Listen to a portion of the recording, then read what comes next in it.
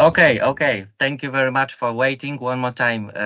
It's my great privilege to welcome you all during the event. During the event devoted to the urban post-COVID recovery and searching some kind of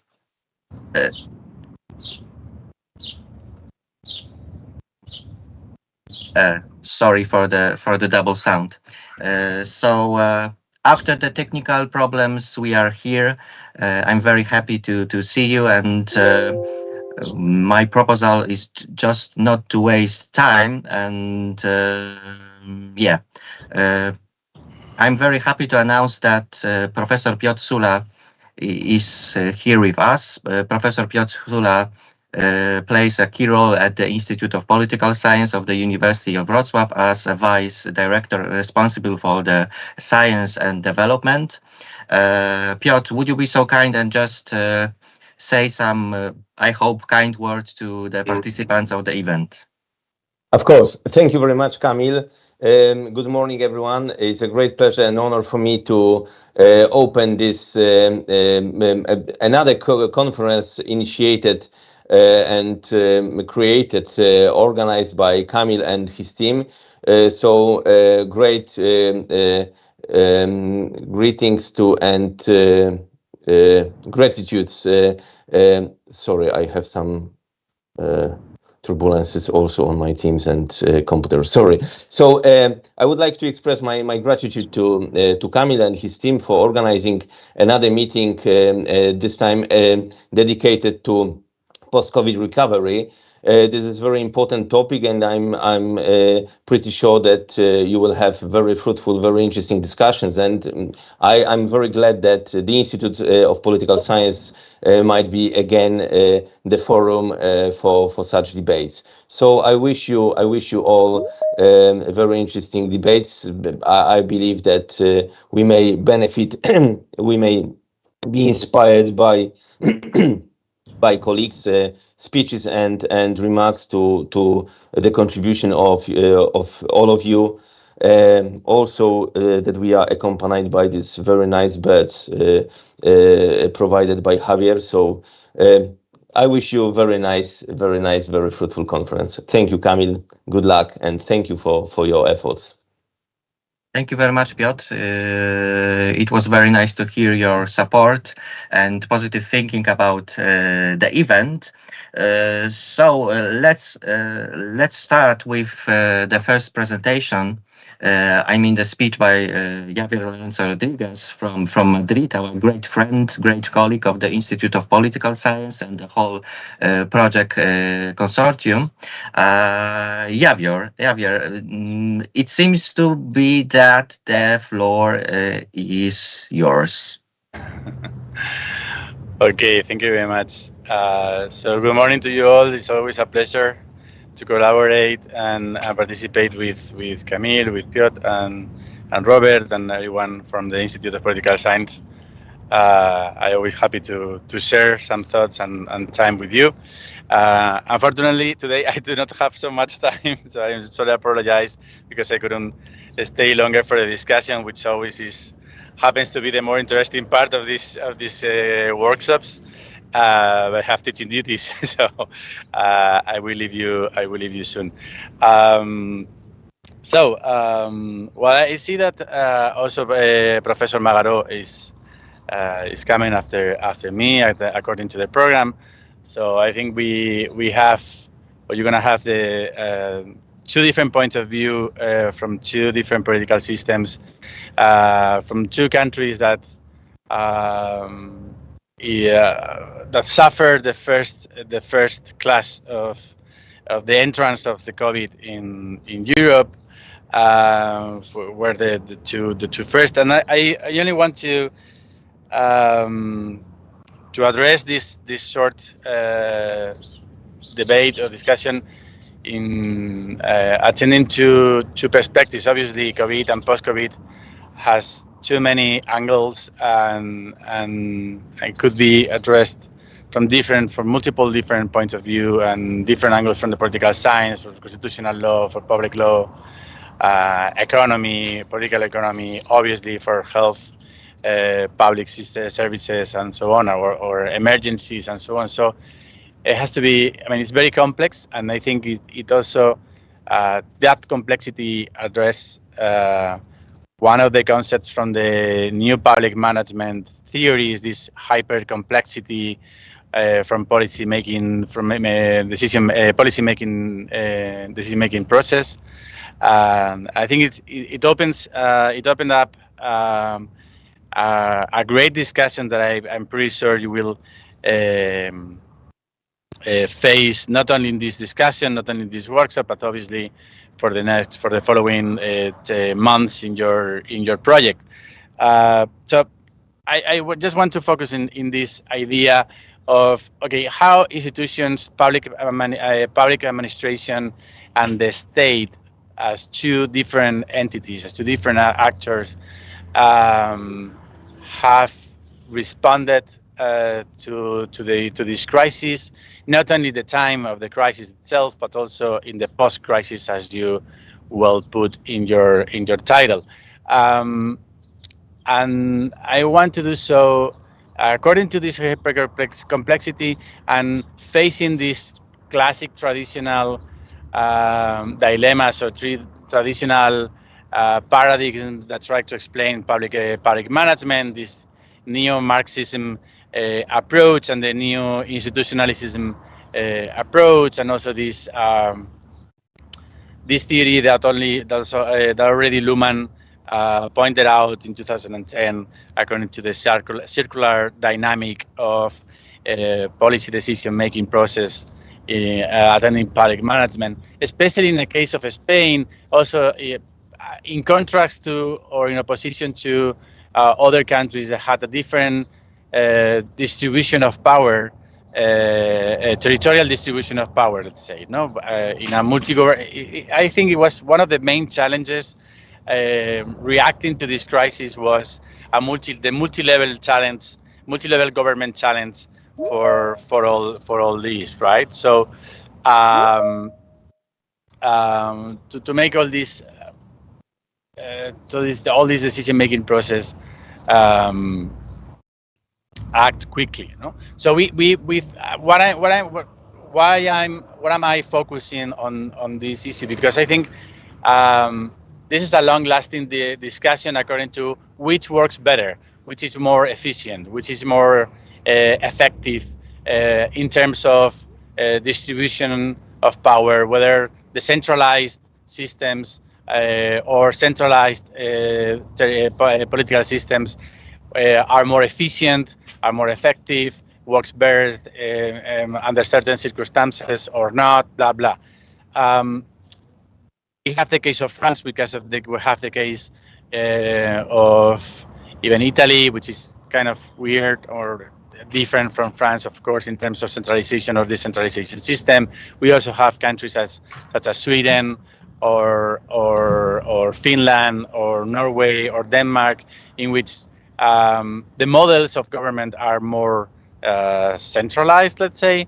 And then we have cases such as Germany or Spain, in which we have highly decentralized systems.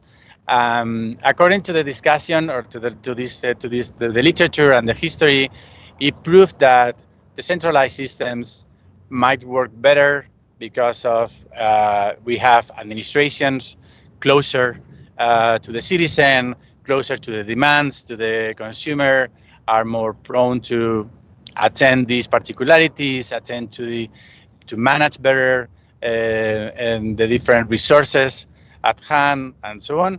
And on the other hand, we had centralized systems in which they say they are more accurate, they are more fair in terms of access to the services. Every citizen has the same rights, has the same access to everything. So we don't have these, we are more efficient in terms of savings, for example, in terms of scale economy. But we lose this relationship with the citizen, blah, blah. And in this case, as your topic accounts for, we also have the local governments as different particularities. No, and especially in Europe, local governments have developed a key role in the last 20, 30 years, especially. I mean, historically, but in the last 30 years, in which they are the closest administration body, are the closest political actor, institutional actor with the citizen, with an equal, have most of the competences in terms of economy, education, social services, etc., but not in the healthcare system. This is most centralized. In Sim, the situation is otherwise. So we have a highly centralized system. So in the health sanitation system, and also we have some sort of crisis management system, the central, the regional communities, and also the regional government, which are kind of structures among regions or provinces, which are a step beyond local municipalities and local governments. So it has like 4 different public administrations involved in the crisis management. So in our case, what happened is since the Constitution was signed, almost 44 years of 42 years at that time of decentralization process according to these autonomous communities, which most of them, all of them, had competences according to healthcare and the health system. What are the competences of the local governments in this picture? Very slow, very low, very small. They only have primary attendance services are the responsible of those local attendant or primary services are responsibility of the autonomous communities. So they just provide this maintenance of those services, but do not have any kind of competence or duty in this regard. In terms of the crisis management, we have 25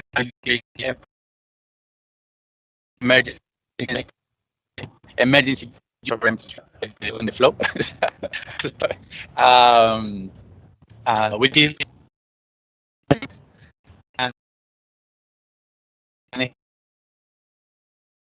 quick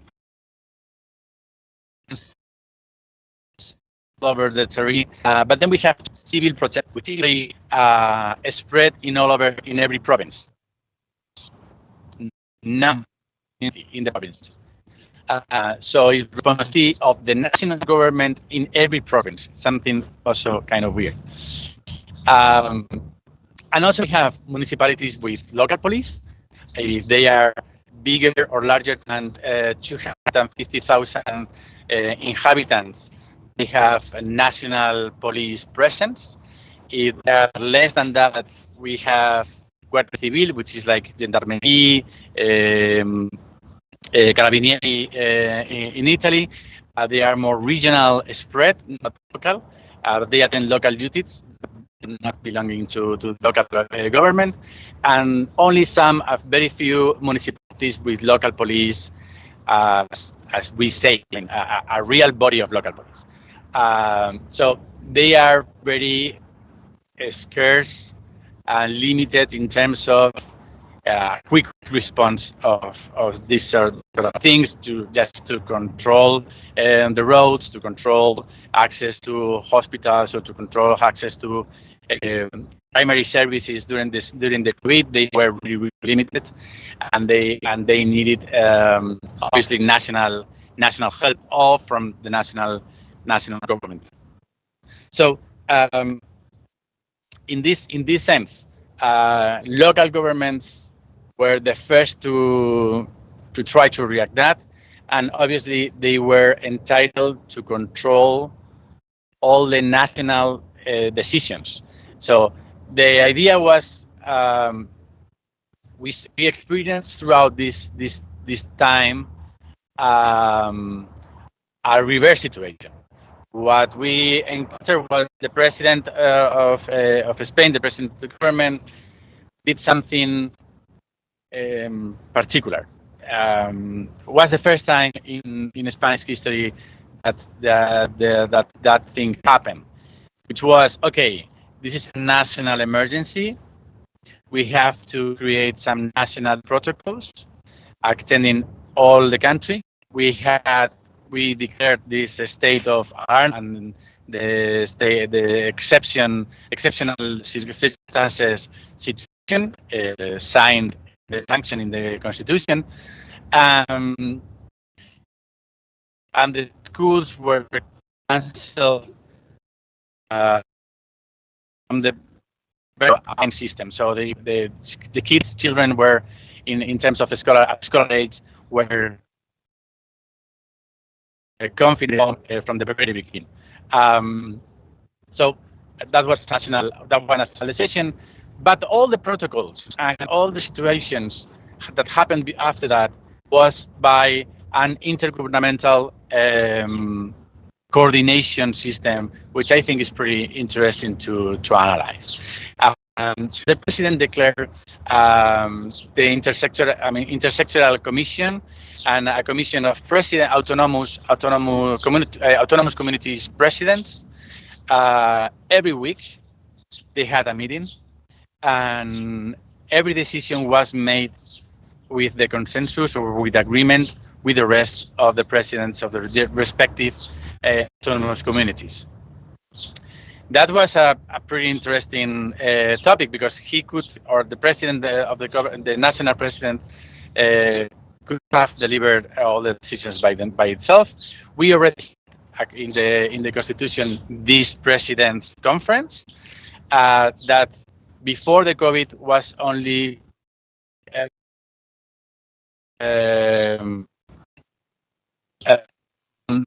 like in 3 years. So assembly were made in this case. What happened? We had 17 health systems. We had the national one, which is only the competences are only for national protocols. National things like blood donation, organ donations, and all these and all these different conditions, and national system for the public and blah blah. But having budget and hospitals and all the shopping for goods, services from every hospital is responsibility for each autonomous community. And each autonomous community has its own relationship with the local governments involved in its provinces. So it's kind of different. And in this situation happened these two different things. First one was this decentralized making decision process with this president's conference, but also they figured that they were stronger because of the scarcity of the goods, masks, and all these sanitarian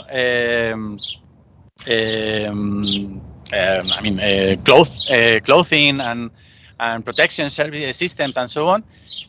They agreed on create a shopping center for medicaments and all these sanitarian goods. So we, in the top of the great decisions, we centralized certain decisions that every autonomous community were afterwards responsible of delivering all these goods to their different provinces, hospitals, and local governments. But the acquirement was unified and centralized in this center.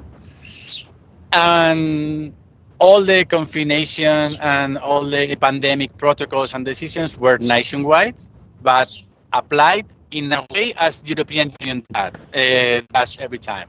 But were applied at regional level according to each autonomous government, and was delivered according to its different local municipality systems. On the other hand, and I'm about to finish this presentation. On the other hand, but we a huge autonomous governments because of the intricacies and the particularities of those autonomous governments. We have autonomous governments with one single province, which is the case of Madrid, for example, but living 6.5 million people in the province. So high density, most of the cases, I mean, with a high concentration of cases of COVID and et cetera. So different circumstances for managing the crisis. And on the contrary, we had larger autonomous communities like Castilla León or Andalusia. Castilla León has the smaller number of population, but almost 9 provinces and the largest territory to cover. And also like Andalusia or Catalonia or Basque Country with different particularities themselves.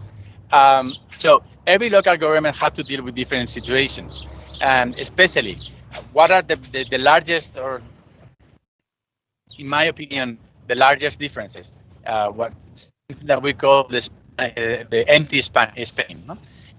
So rural areas with longer distance to cover for health attendants, for example, with less services, less ambulances, or more time for reaction to different circumstances, suffer the most because of those conditions. So those local government developed a huge protocols and had to do a huge demand and effort to attend all that spread population. On the other hand, because of they were super spread, they had less contact risk. So they had less COVID contagions situations, and other regions with more density of the population, with more concentration of services. So what we observed in this pandemic situation was, okay, even if resources are spread somehow equally, or even if we make decisions nationwide, we have to attend the particularities and the cost of those particularities, because we cannot measure with the same variables or with the same criteria the cost of a service if the service itself is costly because of the particularities of the contingencies attending those particularities. In terms of the response of an ambulance couldn't be the same in Madrid as in León or in Burgos. When we have hundreds or 50, 60 kilometers to the closest hospital, while in Madrid is 5 kilometers away. So the time reaction is obviously longer. The cost is more costly, attend less population, and then local governments had to be more prepared to those situations. So in this case, in those empty Spain, in those cases in which regional governments and local governments have less resources because they have less people, so they receive less taxes. National government, the military emergency unit, national police, and Carabinieri or Gendarmerie, Guardia Civil were more prone to help than in other local governments in which local police or its own emergency bodies were more prepared, were more suited to respond. Therefore, just to finish it up and give some couple of thoughts for the discussion and maybe hopefully for your project itself. So centralized versus decentralized system, as always, the middle ground is always the better. So we need intergovernmental relationships, stronger intergovernmental relationships at all. And the aftermath of the COVID has developed several conclusions that are taking place right now, are being deployed right now, which is the resilience and sustainability goals for the local governments. It's a national plan to help local governments become stronger under these circumstances and reinforce services that at first are less likely to happen and are way more costly cover, to sustain in the mid on the long run, but are obviously needed.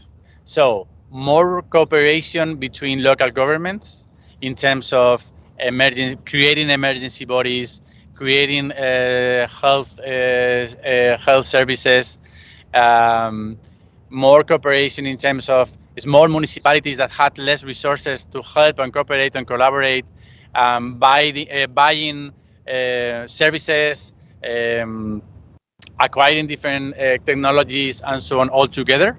That makes reduce the cost and the maintenance of those services in the long term, and creating different protocols to attend these kind of situations with more flexibility than the classic hierarchical top-down decision-making systems and also the top-down decision-making bodies. So I think this is one of the good, if we can take some takeaways of that catastrophe that we all lived in terms of public management. In a case of the case of Spain, which was a highly decentralized system. I think the same, according to what I read and I shared with other colleagues in France or in Belgium and Netherlands and so on, the decision was somehow, or the aftermath was somehow the same. In the case of Belgium, local governments have a strong power, strong leadership, because they are centralized systems, but very, very decentralized at local government. So they had already very much decision to could have taken. And in the case of France, okay, I take back. Yes, it's important to keep decentralized system, but also the municipalities have developed a stronger role for those conditions after. As a lesson to be taken after the COVID, and well, I think that's all for my side. Thank you very much again, and hopefully I kind of engage some ideas for discussion, or just to share or compare with other countries or regions in Europe. Thank you very much, Camille. Thank you very much, Javier.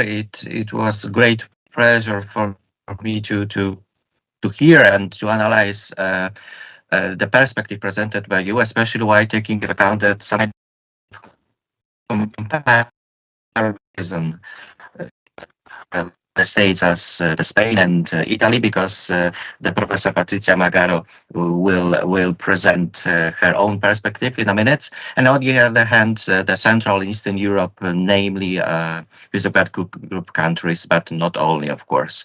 So thank you very much, Javier, for now. And my proposal, as we are getting late already, my proposal for now is just to give the floor to Professor Patrizia Magaro. I'm checking if Patrizia is available. Yes, she is, as always, our great friend and great researcher from Genoa. Okay, Patrizia. So let's agree that this is the time for you, and then we will try to summarize your both presentation and maybe initiative in some way, discussion and so on. Okay. Okay. Thank you very much. Thanks a lot, Camille, and good morning, everyone. It's really a great pleasure to be here, even if only in a remote way. And I thank you so much. I'm so happy to see again, Javier. Well, I will try to take some suggestions from Javier in reflections about the post-COVID era. And I thank you, Camille, and the organizer of this initiative to give me the possibility to develop with you some considerations about, it's my evidence about the situation in Italy, but I hope to propose some evidence for a general discussion about the state of territorial authorities in Europe. Can you hear me? Yes. Okay. Well, as you know, I would like to spend some words on, in general, our territorial organization and the problem of our territorial organization before COVID. I think that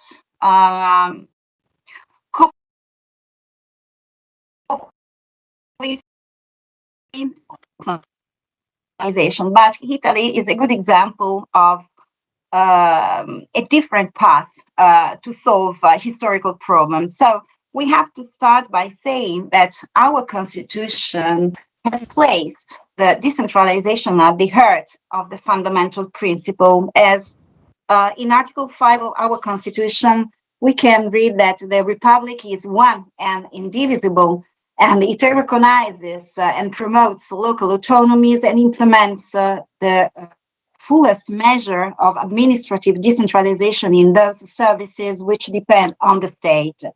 And the republic adapts the principles and methods of its legislation to the requirements of autonomy and decentralization. So the entire second title of our constitution, the title fifth of our second part of the constitution, which was deeply modified in 2001, is completely devoted to territorial authorities. And as you know, we have 20 regions, and we have a lot of municipalities, more than in Spain. We have 7,896 municipalities, 80 provinces, and 2 autonomous provinces in Trentino Alto Adige, and 14 metropolitan cities.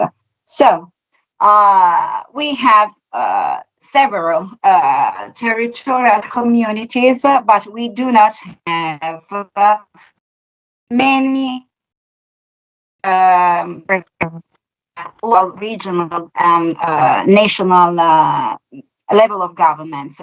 As you know, the great innovation in 1948 was the configuration, the creation of the regions, and so the configuration of a regional states. And the regions had control in coordinated public action at local level, especially in the field of economic and social development. And that's why they have been endowed with legislative powers, not only administrative powers. And 5 of these 20 regions enjoy a special status of autonomy. And these regions are Sicilia, Sardinia, Valle d'Aosta, Trentino Alto Adige, Friuli, Venezia Giulia. These regions were created with the aim of preventing separatism, ensuring protection for linguistic minorities in border regions where non-Italian speaking population live, and enabling the economic development of the islands. And due to these needs, the autonomy of these 5 special regions is broader than that of the other 15 regions, as these communities have broader legislative, administrative, and financial powers set up in statutes which are approved by constitutional laws, so they could be modified by the same procedure. Well, since 1990s, requests for improvement of regional and local system of governments have strengthened, and a lot of administrative functions and even legislative functions have been transferred to local and regional system. And it was the political role of regions that was strengthened. The institutional weight of local and regional authorities through the introduction of the direct election of the chief executive of local and regional government. And the direct elections of the regional chief executive, for instance, has favored greater stability of regional executives, but at the same time, has favored a stronger personalization of politics and of regional leadership.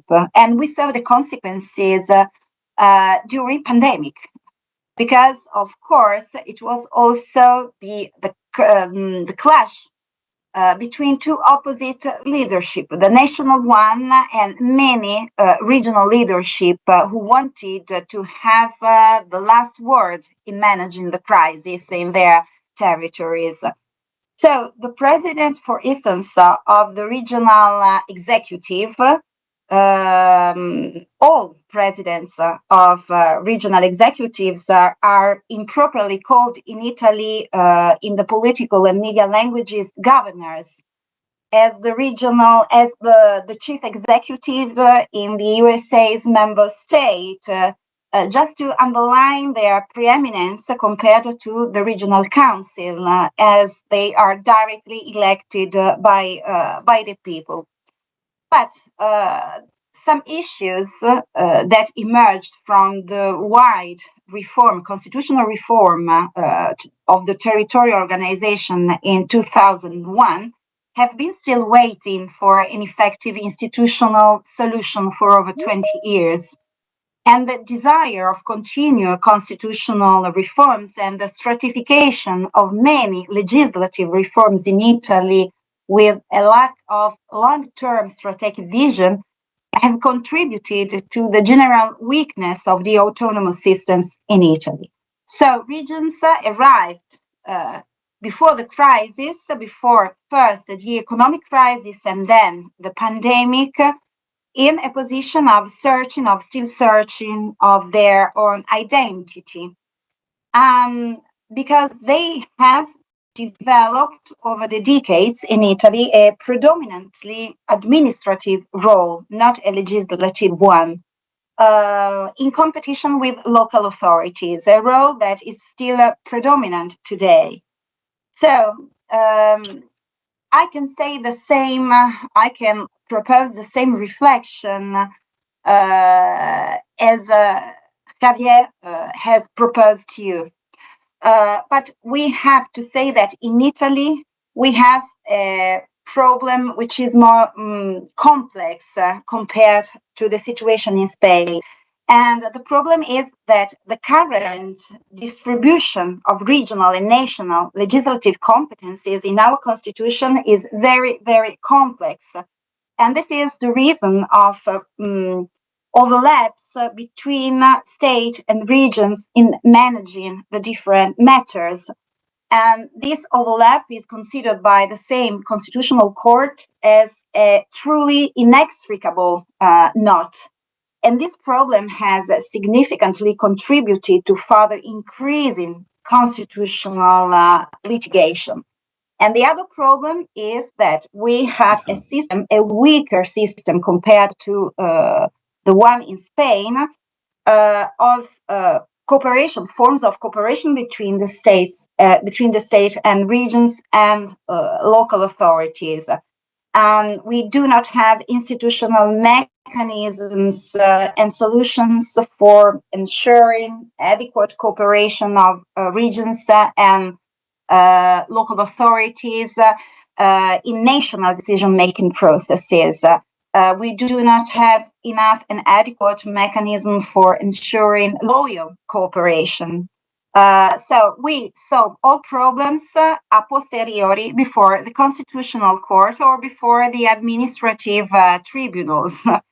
And that's why we have a lot of constitutional litigation and a lot of administrative litigation before tribunals during the pandemic.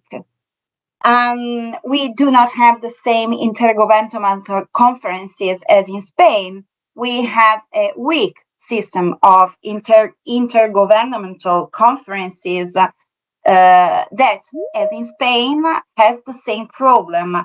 The intergovernmental conferences have systemic limits as they place cooperation and agreement at the level only of the executives, not of the representative assemblies.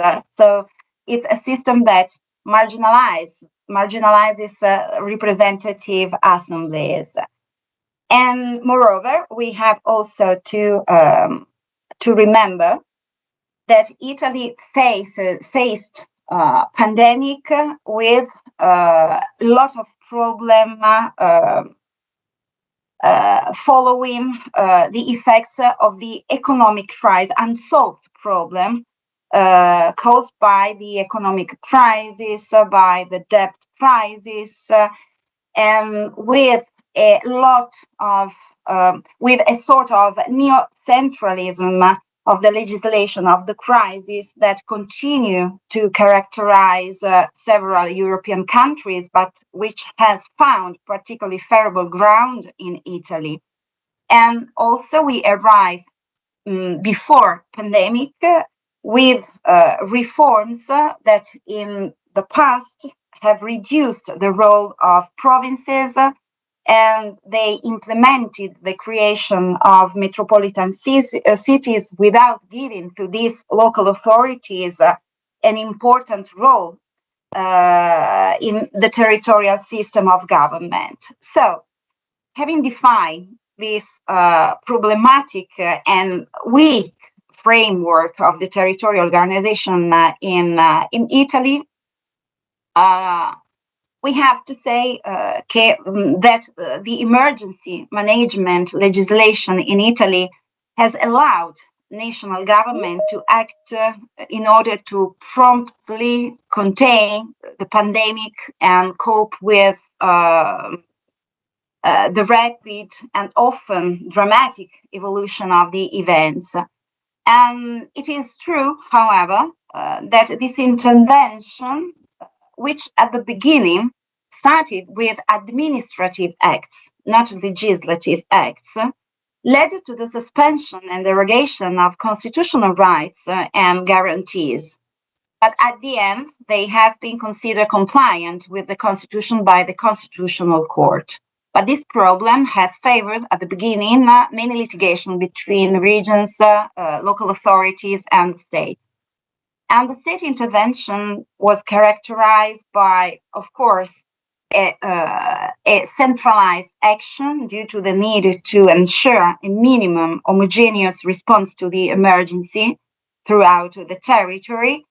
But the problem concerned the historical absence of an effective system of connection between the central level of government and the territorial ones has often led to strong tension between state and regions, but also between regions and local authorities. We have, however, to say that government has practically never exercised substitute state power. I think only in one case, or maybe two. And so the multi-level system of government has found a new balance by experimenting new different form of connection. The same that Professor Javier has well illustrated and encouraged, of course, from the extraordinary situation. But I think that it is quite significant that in Italy, but I believe also in most European countries, I don't know, but I suppose so, a real debate has not started regarding the opportunity to initiate reforms after the end, of course, of pandemic, to include specific rules in the constitution dedicated to the management of emergencies and crises, especially health-related ones, or to review in decentralized states the distribution of competencies in health matters in a more centralized way or in a more different ways relating to health protection and civil protection. And in Italy, this aim, this aspect was soon abandoned after the shock of the war in Ukraine. And all these factors, all these kind of crises, before the economic crisis, then pandemic, then the war in Ukraine, have accentuated a phenomenon that has historically characterized Italy, namely the gap between the northern and the southern regions.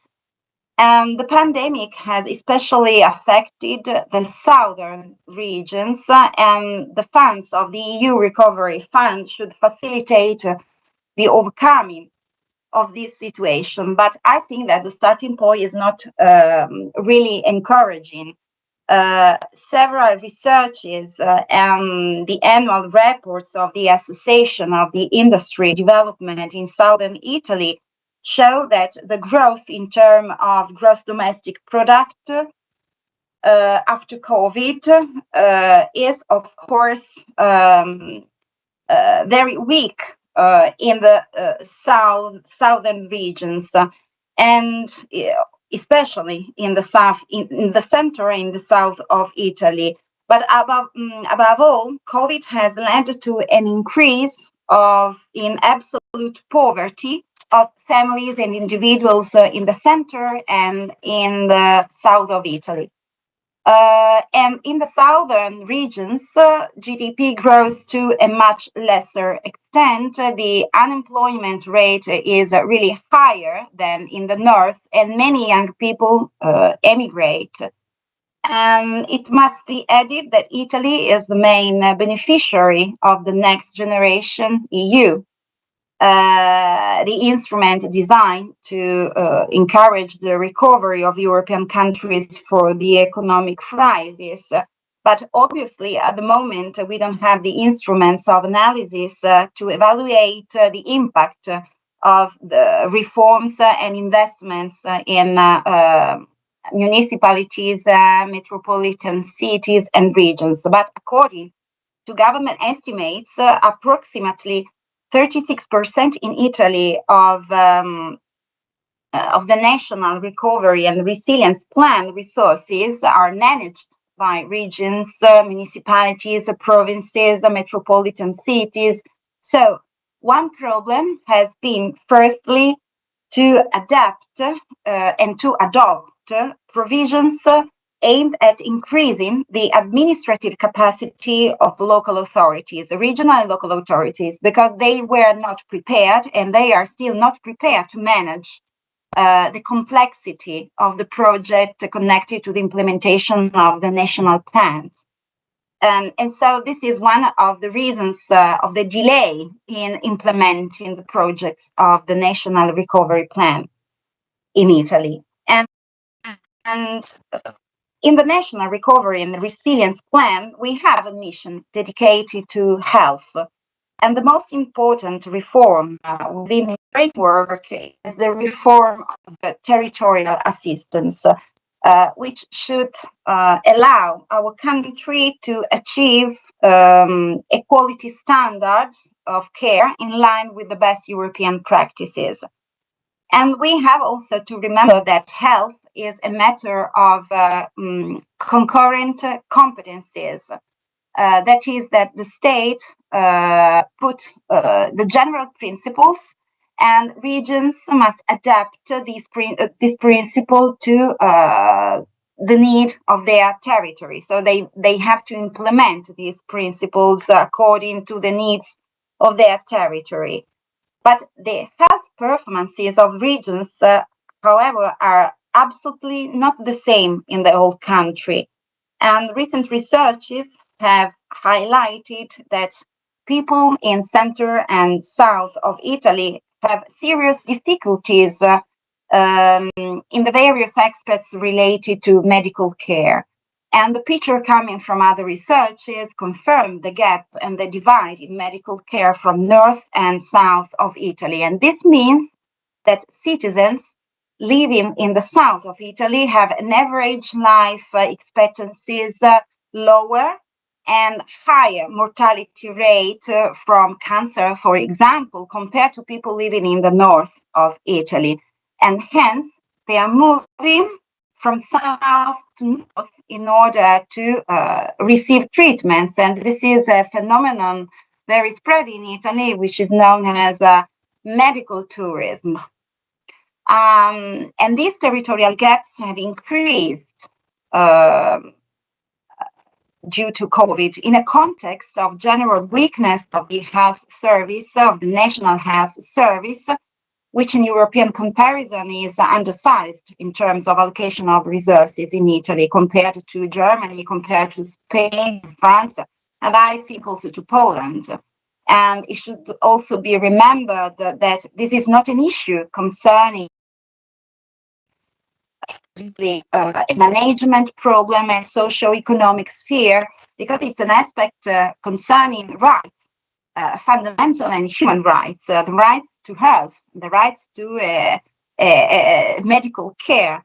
And we have also to remember that in our constitution, one of the competences exclusively given to the state is the determination of the basic level of benefits, of services, of performances relating to civil and social entitlements to be guaranteed throughout the national territory. So,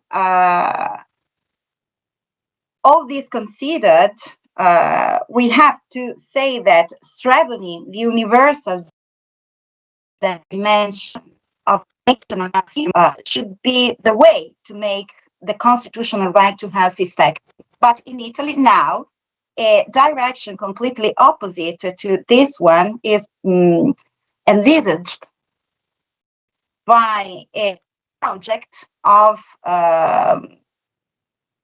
asymmetric regionalism, of a project which left me the possibility to develop very briefly some consideration on this aspect. If I have time to do this, Kamil, do you have 5-10 minutes more? Yes, of course. Yes, of course. Okay. Please go ahead. Okay. One would have expected after COVID and the evidence of the need for more massive investments in healthcare, concrete reforms of the current system directly foreseen in the state's budget without waiting for the European funds. Instead, the initiative that was taken after the end of the state of pandemic in March 2022 by the executive coming in power now at the government with a right-wing coalition since September 2022 was two proposals of reforms for satisfying the promises made in the electoral campaign. These two reforms are, first, the reform of the system of government with the proposal to insert in the constitution the direct election of the president of the Council of Ministers. So a sort of new parliamentary system. And the other reform is the reform of the regional system with a deep accentuation of the asymmetry of the model of territorial decentralization. As I explained, or I tried to explain, we already have a differentiation in our constitution because we have two kinds of regions, regions with a special statute and regions, ordinary regions. And these differences is no more historically indeed justified because we do not have any more all reasons historical at the base of this differentiation. But we have in our constitution another disposal concerning the possibility of a future differentiation, because in Article 116 of the Constitution, we can read that additional special forms and conditions of autonomy related to a lot of subjects, a lot of areas, all matters of concurrent competencies, and some areas of exclusive competencies of the state. Well, these competencies, these matters could be transferred to regions following special and very rigid procedures envisaged in Article 116, following a model coming from the Spanish experiences. So, writing this provision, our constitutional legislator saw the Spanish experience and decided to envisage a procedure for attributing to other regions, ordinary regions, by a law upon the initiative of regions concerned after consultation with the local authorities in compliance with the constitutional principle, and finally approved by a law of parliament with the absolute majority on the basis of an agreement between state and regional concerned. Lots of functions and some important matters. Well, since the introduction of these provisions in the Constitution, this procedure has never been fully implemented, despite having been started before pandemic by Lombardia, Veneto, and Emilia-Romagna regions. But now the government has proposed, and the parliament is discussing, a bill for the implementation of this differentiated regionalism, this differentiated autonomy of regions with ordinary statute. And I don't want to bore you with too technical details. I think myself to observe in general terms that the aim of the bill is to define the general principles for the attribution to the regions with ordinary statute of these particular conditions of autonomy, following principle of indivisibility, autonomy, economic unity, subsidiarity, differentiation, and so on. But first of all, the aim is to define the essential level of benefits required by the Constitution if civil and social rights are concerned. And this is a very technical, complex thing, and we don't know if these levels will be suitable for all local and regional territories. And the question, the fundamental question now is, will this proposal for an asymmetric regionalism in Italy be suitable to overcome all the socio-economic problems, the gap between northern and southern regions, the problem of our regionalism that I tried to briefly illustrate? Or, on the contrary, this gap could get deeper and become the main reason of a differentiation, yes, but rather a discrimination on a legal level in the enjoyment of rights by citizens, and also a discrimination with regards to foreigners, because health is a right, is a human right that we can guarantee not only to citizens but also to foreign people living in our country. So my conclusion is that differentiated autonomy now in Italy, but also is a topic in many European countries, seems to be not the real answers to the various problems of the regionalism, of the decentralization and the multi-level system of government. In Italy is the culmination of a political path, starting from afar, from the program of a party I think you should know, the Northern League, who at the beginning of the 19th of the last century aimed at achieving the objective of secession. And secession became the goal of differentiation in regionalism when the party of Northern League went to the government, assuming a more institutionalized position. And so pandemic crisis has accentuated this request of greater financial and material resources in order to better satisfy, this is what the proponents of the reform claim, the needs of the communities of reference without the intervention of the state, which is considered a brake on the potential growth of the territories, in particular of the territories which are already richer and more productive in the country. And this is a questionable thesis, which is characterizing the political debate, actually, and which has become more pressing and exasperated precisely in coincidence with the economic crisis, traumatic events like COVID, the war in Ukraine, and so on. And as regards Italy, it should be noted that if the bill on differentiated autonomy will be approved, the heirs of those movements calling for secession in the past will be able to find the means to give the regions the exclusive availability of matters such as healthcare, environment, protection of cultural heritage, motorways, ports, civil protection, energy production and distribution, many other strategic matters.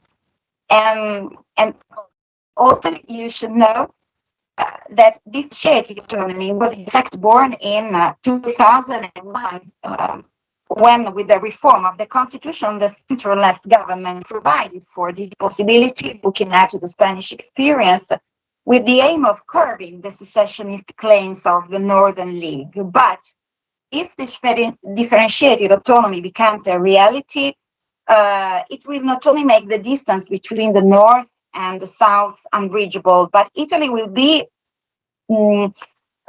divided into small republics with different rules, different laws, with a weak counterweight role of the national level of government.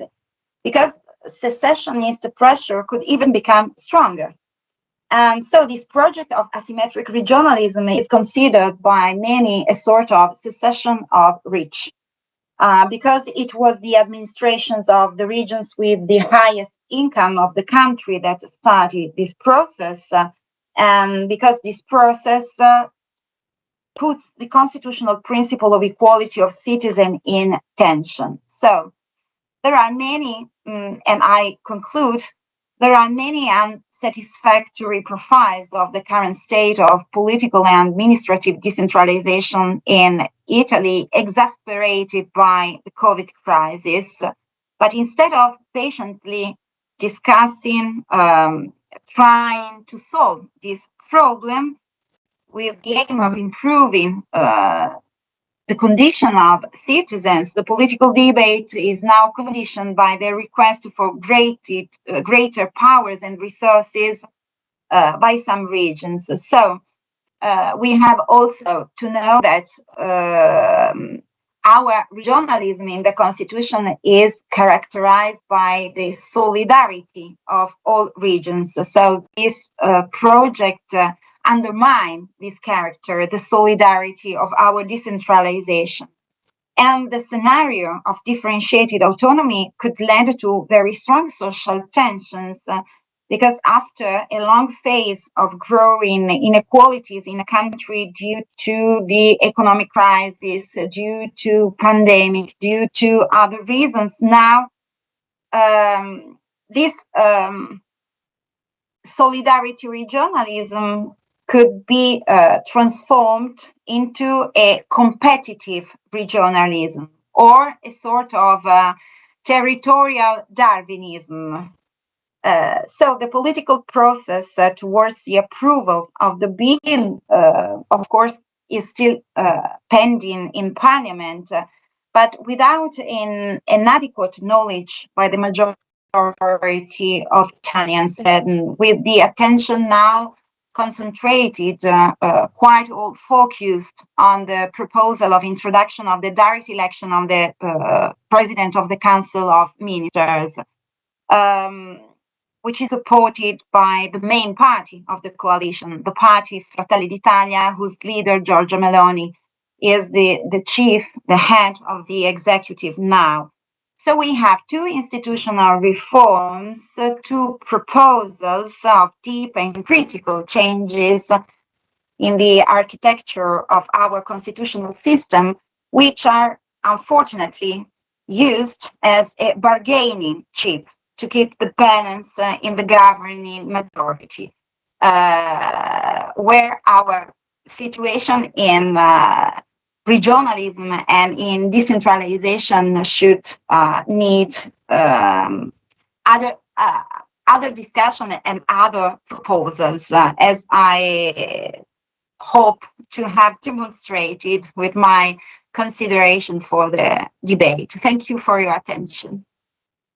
Thank you very much, Patricia. It's a great pleasure to hear and to, I hope, discuss the perspective presented by you. So, the participants, do we have any voices, comments, remarks, some kind of thoughts devoted to the presentations, analysis, both Patricia Magaro as well as Javier?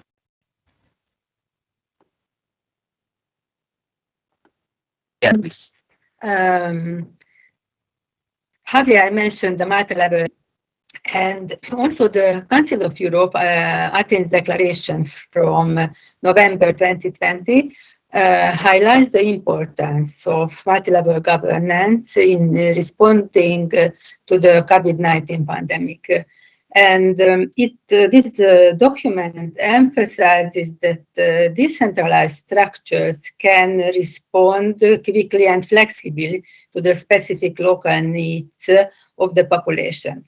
So my question would be that in Spain, to what extent was typical to provide online information about the COVID to the population in a small municipalities with less population, with less people, and to what extent used in small municipalities in Spain the traditional paper-based information?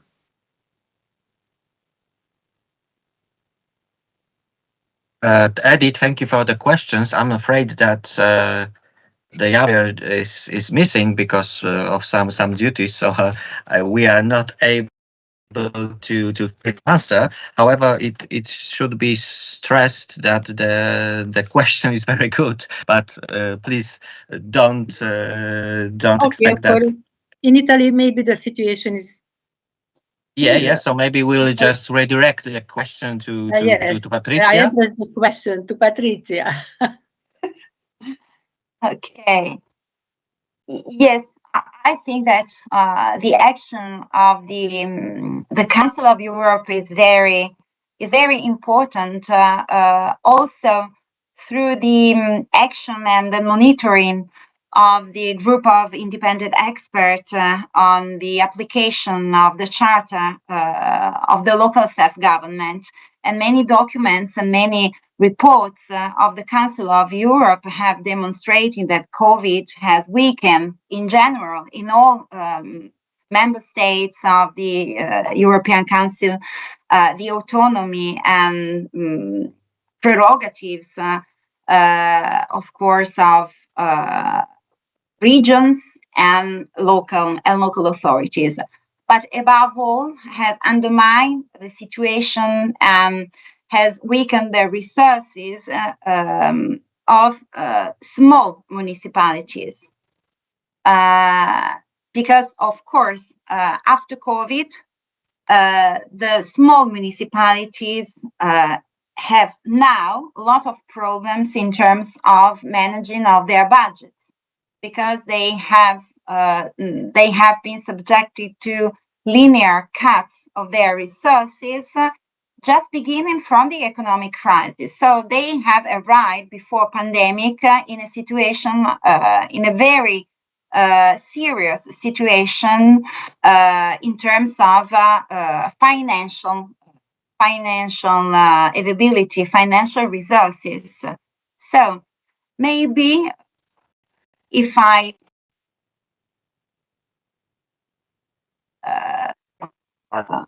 individuate a sort of trends, I could say that in Italy, this trend has favored the inter-municipalities cooperation, which is not so strong in Italy compared to this attitude in other countries, such as in France, such as in Spain. We do not have a very strong tradition of inter-communities, cooperation between local authorities. But in order to overcome these financial problems, we have assisted in a deeper cooperation between small municipalities. You have to think that more than 3/4 of our municipalities have less than 5,000 inhabitants. So that's why it's so important, the cooperation between small entities. So this was a good trend. This was a good attitude favored by pandemic. Yeah. Okay, thank you very much. I hope to have answered in partially to. Partially. Yeah. Thank you very much, Patricia. Thank you very much, Edith, for the questions, for the answer. Any more comments? Pavel, go ahead, please. Yeah, hello. I'm interested to learn more about what you mentioned about healthcare tourism from south to north. How the government is addressing it? What you can do with it? Nothing. And this is yes, this is incredible. And this is I don't know why, because it's the evidence of numbers. It's not a political idea. It's not an ideological attitude. It's numbers. I have some data. Maybe I can. Yes. So, well, the Court of Auditors recently said that in order to prevent the deterioration of budget balances, the resources given to municipalities of the Northwest are bigger than the resources given to Northeast and Center, and of course of the South. So the problem is that we have to use in a different way economic resources in order to favor the health system in the South, and not to give in economic funds to the region of North in order to assure medical treatments to people coming from the South. I hope to have explained the mechanism. Okay. So we have to transfer differently the economic resources, the economic transfer of money. And so this project of asymmetrical regionalism aim at giving much more economic resources to the North in order to assure the North to manage a so wide medical care to give to all patients coming from also the other regions of Italy. And maybe I have yes. So we have an average of the allocation of public resources in Italy in the health service is now 6.6 of gross domestic product, compared to quite almost 9.4% in Germany and 8.9% in France. So, and we have a higher private contribution of citizens in compared to the situation in other European countries. In Italy is 24% of total healthcare spending, and it's almost the double that of France and Germany. So this means that a lot of people go to private center of medical care, and this reduce this not reduce. Let's get deeper the gap between North and South in offering medical care. So if you have a cancer, your life expectancy is 1-2 years less lower in south of Italy compared to the situation in the north. So it's not a problem also only of economic situation. Problem of guarantee rights, and it is really difficult to establish what we have to consider the minimum level, the core in medical care, in medical assistance. So it's a difficult duty to establish in a written juridical provision what we have to consider the lower, the minimum connected to the benefits connected to medical services and so on. So that's why it's not a problem that we can solve now by a reform of the situation of regionalism. We have to involve economics. We have to involve scholars in public management. We have to transform, firstly, our health system. We have to transform the system of public services management, and then we can organize structural reforms of the architecture of our systems of decentralization. But of course, this is not the opinion of the government now. The government of course, led by Giorgia Meloni, but it is evident to everybody that it is a political question, and probably these reforms would be approved. So we have to look to other experiences in order to draw some suggestions how to solve our domestic problems. Thank you. Thank you very much as well, Patricia and Pavel. Any other questions, remarks, some thoughts? If not, thank you very much one more time, Patricia, for a great presentation, Javier, for your sophisticated point of view devoted to the post-COVID recovery in Spain. One more time, I do apologize for technical problems. I'm very, very happy that we can see each other, hear each other, and be here. And what's more, in 20 minutes, we will start with roundtable debate. So my proposal for you is just to take a break. The link will be the same, just to not complicate the situation. And I hope we will see in 20 minutes, I mean 11:30. Okay.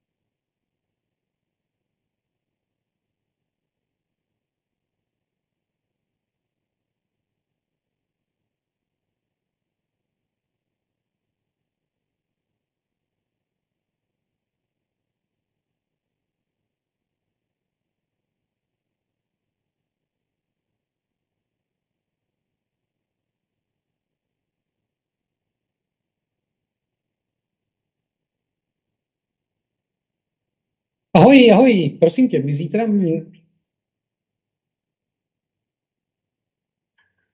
Pardon, teď jsem asi vůbec Jo, aha, ne, kvůli tomu nevolám. Děkuju, to jsem se vůbec nechyt, že takovou vstřícnost najednou jsem zažil. Tak děkuju, to je milý, to mě nikdo nenabíd ještě asi za těch 5 let, co tady sedím nikdy.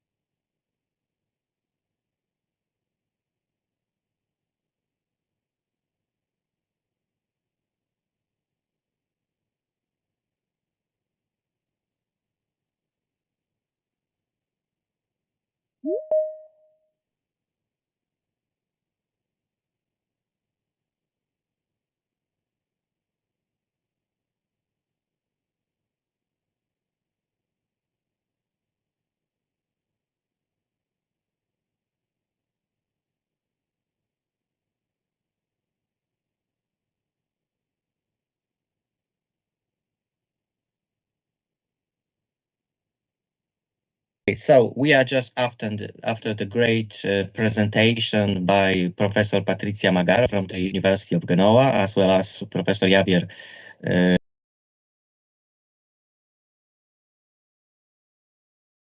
Carol Madrid. There was also the short discussion devoted to the very interesting issues concerning the post-COVID recovery. What's more, sorry for the sound.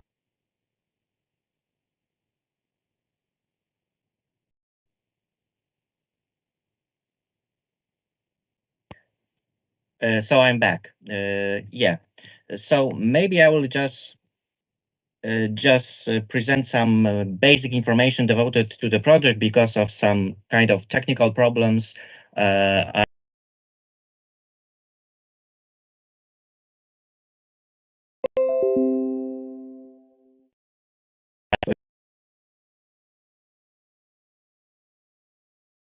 Institute of Political Science of the University of Wrocław in the period of 2022-2025. Here you can find the official website of the project as well as the Facebook profile. As I already mentioned it before, the project is financed by International Visegrad Fund. It's my great pleasure to announce that we are collaborating with a consortium consists of both universities, I mean the members of academia and practitioners. It is worth to mention the great activities conducted by the representative of Metropolitan University in Prague, University of West Bohemia, University of Szeged, Comenius University in Bratislava, University of Applied Sciences, Angelus Silesius University of Applied Sciences in Wałbrzych. What's more, the city of Wrocław, the METREX, I mean the network of European metropolitan region and areas, and the leader of the consortium, the leader of the project is the Wrocław University. Just a very, very short information devoted to the aims of the project. As you can see, we are trying to fill in some way the gap in the analysis of how the local self-governments in Visegrad Group countries respond to the COVID-19 pandemic, as well as fight the devastating consequences of the COVID-19 pandemic within policy areas as health, economy, education, and so on, so on. We are thinking if there is some kind of common pattern of local post-COVID recovery in the Visegrad Group countries, and whether this kind of countries can follow the experiences of the old European Union countries. We are trying to create some kind of catalog of good practices of fighting with destructive consequences of the COVID-19 pandemic. And what seems to be very important, we are trying to formulate recommendations aimed at practitioners, namely representative of public institutions, I mean the local self-governments, NGOs, and all, let's say, inhabitants involved in the local policies in the post-COVID-19 pandemic era. It seems to be enough, as this is a round table debate. It's my great privilege to welcome our, let's say, special guests. First of all, I would like to welcome Mr. Paweł Swoboda from Dobris, who is the starosta of the city. We are waiting for the Laszlo Czozik, mayor of the city of Earth, and as well as a member of the board of the Association of Hungarian Local Governments. Henk Bovman, Secretary General of the METREX, the Network of European Metropolitan Region and Areas, will join us as well in a minute. So it seems that we are ready to discuss the problem of urban post-COVID recovery, and I will just provide you some kind of very short introduction because it seems to be worth put the problem and discuss the problem of urban post-COVID recovery in some kind of context. So, on the one hand, as we know, there is something like the recovery plan for Europe, Next Generation EU, created by the European Commission and agreed within the European Union. The main aim of this program, this plan, is just to rebuild a post-COVID-19 Europe. What seems to be important, more than 50% of the funds, I mean the funds within the Next Generation EU, are supporting modernization, for example, through research and innovation, like the Horizon Europe program, fair climate and digital transition, recovery and resilience, for example, via the Recovery Resilience Facility, and new health program, namely EU for Health. What's more, modernizing traditional policies such as cohesion policy and common agricultural policy, fighting the climate change at the level of circa 30% of the European Union funds. On the other hand, it seems to be important just to mention the results of the self-proof index for local authorities in the European Union. Probably we can agree, I mean, all of us, that local autonomy is highly evaluated feature of governance on the one hand. On the other hand, the post-COVID pandemic recovery, as it is some kind of condition for the efficient implementation of public tasks at the local level in many sectoral areas. What we know from the local autonomy index, I mean the self-proof index for local authorities in the European Union, created by the Ladner, Käufer, and Bastianen, and let's say not only created but also still modified during the years. This kind of index proves that the level of local autonomy in the Visegrad countries seems to be falling like the year by year, and it's not high as it was few or years ago, and fits into some kind of recentralization tendencies. So this is the very short introduction, very short context of our, I hope, fruitful debate. In the introduction, I would like to formulate several questions. So the key questions seems to be how to conduct recovery policies in a situation when, on the other hand, the European Union offers huge financial support for local self-governments, and on the other hand, local self-governments are losing their competences. As you can see, I decided I am just proposing some kind of smaller questions as follows. What are the biggest barriers and challenges for the post-pandemic recovery? What should be done, fixed? What kind of areas of local, urban, metropolitan policy needs fixing and why? What are the relations between the central administration on the one hand and the local government administration? Is there some kind of tension between them? And the last one, but I hope not the least, what are the barriers and challenges of cooperation between local self-governments? So it would be nice just to keep in mind the context, the introductory part, and the following the questions. I'm sure that our, let's say, guest participants of the event I are very open and ready to answer, or try to answer this question. So, Pavel, I can see your face. Would you be so kind and perhaps present your own on this problem. I mean the post-COVID-19 recovery, and perhaps you will be able to follow the presented questions. We can't hear you. Still.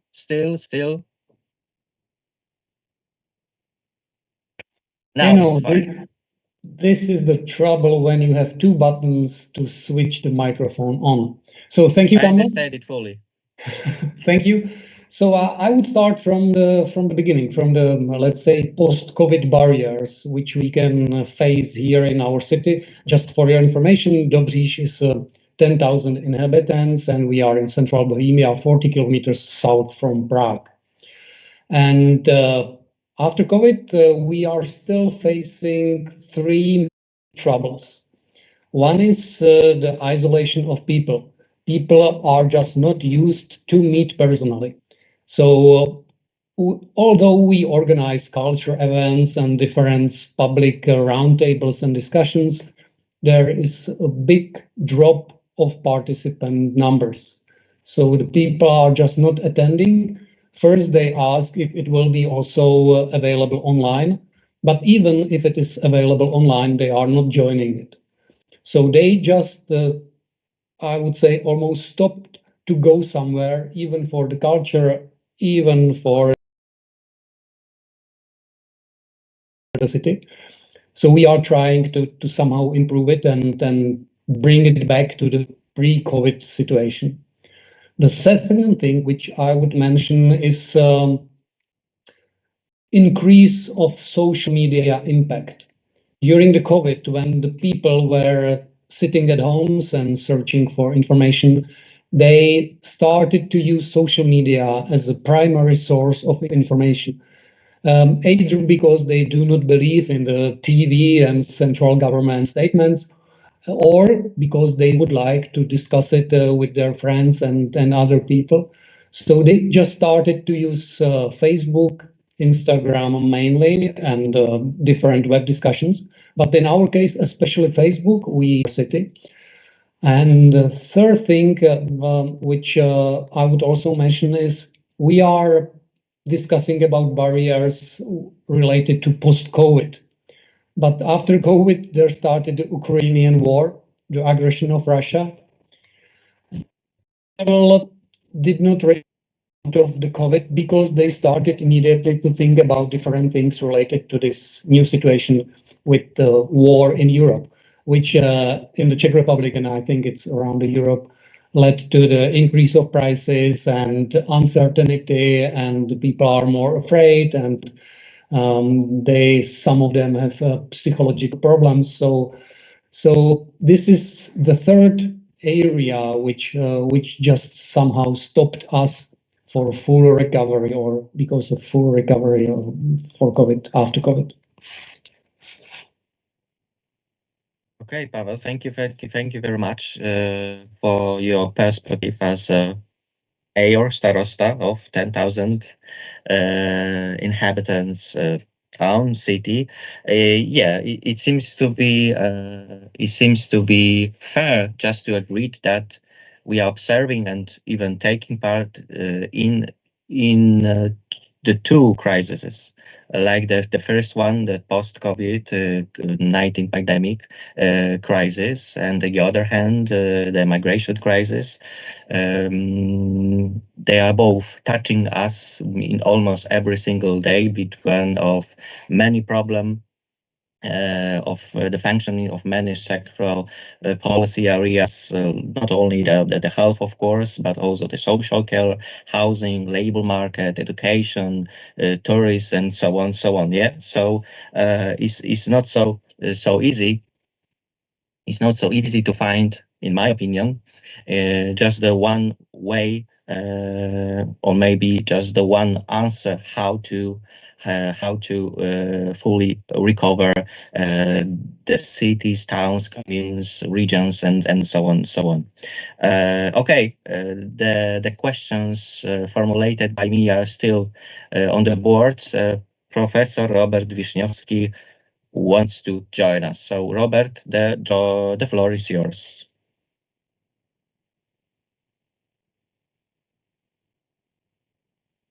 We can't hear you.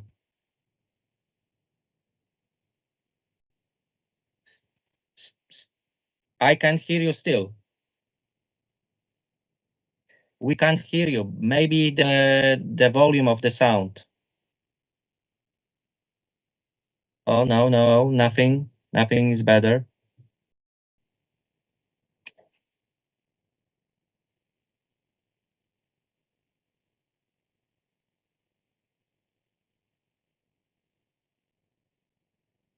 We used to do technical problems today, so Robert, please don't worry.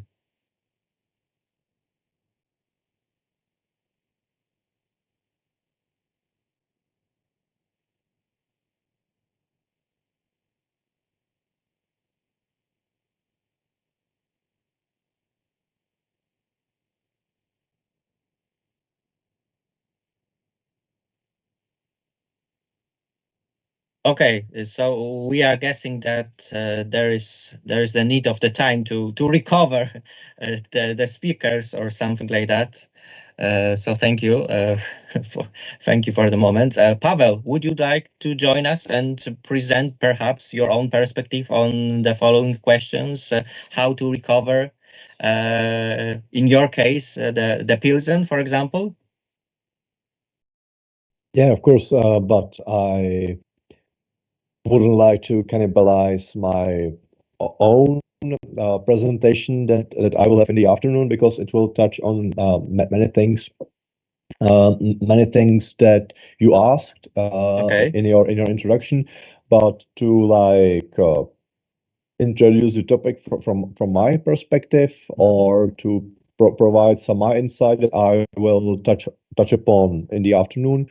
I think that as is similar to many such cases, the main problem in the Czech Republic, and it's also the problem of the Pilsner region, is a huge fragmentation of the municipal system in the Czech Republic that complicates a lot of things, you know. And the case of any recovery and the case of municipal planning is complicated by the lack of resources in broad sense of the term for the Czech of the Czech municipalities or many of the Czech municipalities and huge differences between Czech municipalities. So it's difficult to react on COVID crisis and to do any post-COVID recovery, even if we didn't have the Ukrainian crisis soon after that. So if it's okay to answer like that. Yeah. Thank you very much. As you decided to mention one more time the both problems. I mean the post-COVID crisis and migration crisis, which are, let's say, getting closer all the time.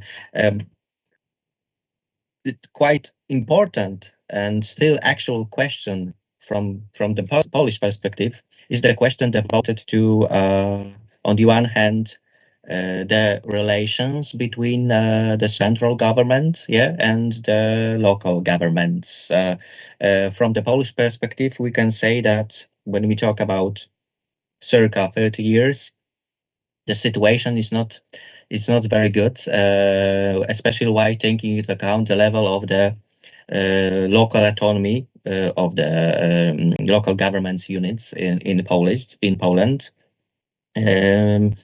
How does the situation look like in your countries? Do you have any reflections? For example, you, Pavel, as a starosta, as a leader, how do you feel about your own strength in facing the post-COVID recovery? Do you have, let's say, enough of the support from the central government or not? Yeah, so I almost do not agree that we are losing our autonomy. From my perspective, during last 3-4 years, it either stayed this or it's increase. More increase is related to the new representatives of our, let's say, central Bohemian region, because we have elections every 4 years, and the new setup which is there, and by the way, this year there will be new elections, so we can just keep our finger crossed that it will stay as it is, because I can compare it with previous period when the communication from the central government to the regional governments and to the local governments was not so good as it is after COVID and during last 3 years. So this, from my perspective, is a local improvement. And what we can do on our local level to improve the situation after COVID, as I mentioned, we are facing trouble that people are not used to meet personally. So we just started to invest money into organizing public events where the people can meet. Sometimes it's good and the people are coming and enjoying the culture, event, music, etc., or even the discussion. Sometimes it's a failure that there are just 3, 5, 10 people coming in, but we just decided that we will invest our time and the local government money into organizing of such events because we believe it makes sense. And second, addressing the topic that the people are more reading and spending time on social media, we are just more active.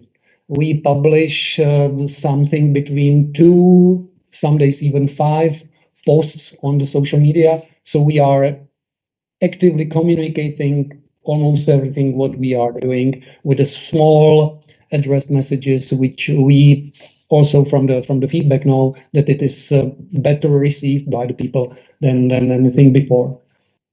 And the third thing what we can do on our local level, and we are trying to do it, is to be more independent. So this is the direction going to resilience and the independency, because it helps also somehow to lower the afraidness or the psychological perspective of what can happen, a new war in Europe, and there will be no water and such things, and climate change. So we are trying to invest money. We are investing, and we are trying to also promoting that we are more independent with the water supply. We have local waste company which is collecting the garbage, and we are investing in the climate resilience, planting new trees and making a more green city. Okay, Paweł, thank you very much. So it's from the Polish perspective, from even my perspective, it's nice to hear that you feel some kind of ability,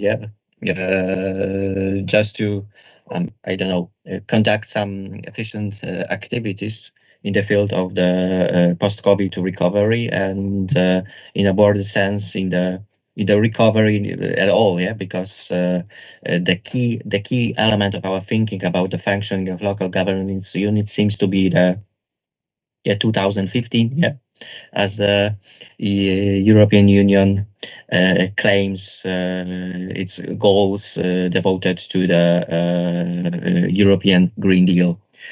Okay, thank you very much. So it's very nice to hear it.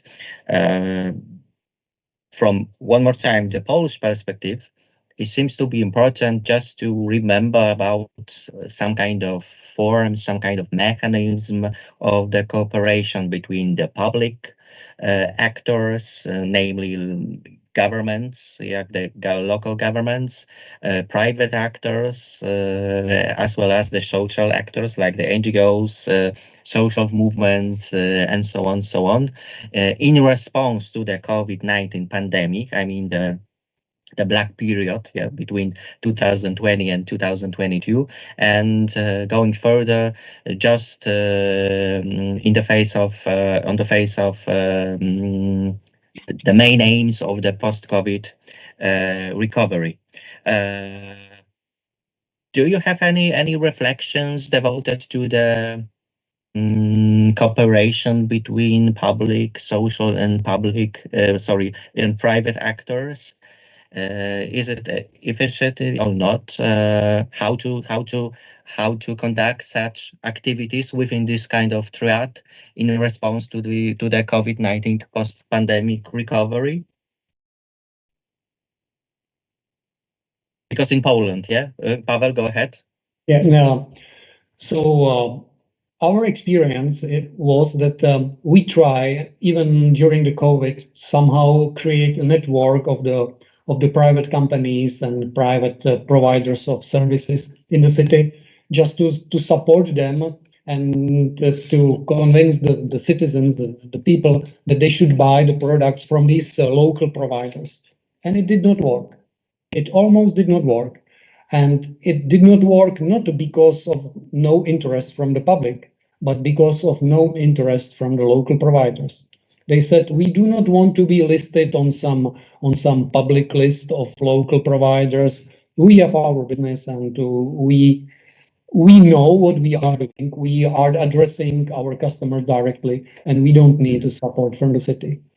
After COVID, we try to, because there are small restaurants and cafes in the city, so we allow them to use the public space on the roads and the pedestrian walks, that they can put their tables and to make their small cafes on the street, on the public space, without any fees. Normally it's paid, and we told them, because during the COVID you have a hard period, so now this year you have it free of charge.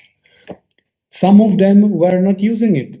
They say, okay, but we do not have staff and it's more work for us. So even it was for free, they were not accepting it.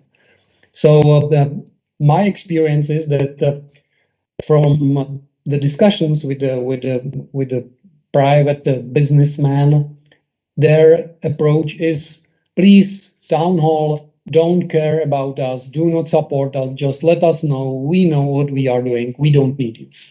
Mm-hmm. Okay, thank you very much. Thank you very much, Pavel. On the chat, there is a questions, let's say, produced by Hungary government from the Metrex, who is asking us about the role and importance of AI during the pandemic times or the post-pandemic, I mean the recovery period. Hank, is very nice to see you. Would you like to develop your questions, or just you are leaving it as it is? Well, yeah, maybe some explanation, but I'm curious whether you have also maybe, or whether there are in developed other means. You mentioned, Pavel, about social media, but are there, let's say, means developed in terms of artificial intelligence? I mean, did you sort of did it boost, let's say, the development of that? Because it is something that is happening. You see it happening with companies, at least in the private sector. But I'm very curious, at least here in Europe, if it's also going on in let's say the more public sector. We see examples in the United States through our network of North American regional councils, where they have developed, let's say, clever robots, you can say, where people can come with their questions, all kind of means, and that even direct you to, let's say, the right people to answer. But so they developed a bit of a shell around them to be able to address all the questions that there are. So I was just wondering in general if there's any development on that, or if that is a completely different story. Mm-hmm. So if I can answer it, we are just at the beginning with artificial intelligence. I'm a big supporter, and we are trying to let's say play with it. But we are at the beginning. We are just collecting the data. Our biggest trouble is not the artificial intelligence and its tools, but to have the data on which the artificial intelligence can work. During the COVID, for example, there was almost not possible for the local villages and local governments to receive the central data, how many people are infected with the COVID. Central government did not want to publish it because they were afraid that there can be some history, etc. So it took several weeks just to convince the central government that they should inform the local governments how many people are infected, that they can do something with it. And the same is now with the tools related to artificial intelligence. We are just at the beginning to get the data on which we can work on. Okay. Mm-hmm. Clear. Okay, thank you very much, Pavel. Thank you very much, Hank, for the questions. I think that it would be, let's say, in general, nice just to place the AI as a element or even the key factor of the functioning of the local government units. Yeah, I mean the providing the public services. Yeah, within the or during the post-COVID pandemic period, especially while taking into account such urban or local metropolitan policy areas as public transport, some kind of maybe in some way even education, recreation, and so on, so on. So maybe in this context, we should think about AI and its role and importance in the functioning of local communities. However, I can agree, Hank, that there is a huge questions devoted to the future, yeah, and on the one hand opportunities, on the other hand the threats concerning the NI in the functioning of the government's units. Hank, as a great representative of the huge organization, international organization, I mean the metrics, the network of European metropolitan region and areas, would you be so kind and just share your opinion devoted to the activities, just general formula of the functioning of your organization during the COVID-19 pandemic as well as the post-pandemic period? What about the barriers? What about the challenges? Yeah, well, in general, let's say since we are a European organization, so we have 56 members now all around Europe.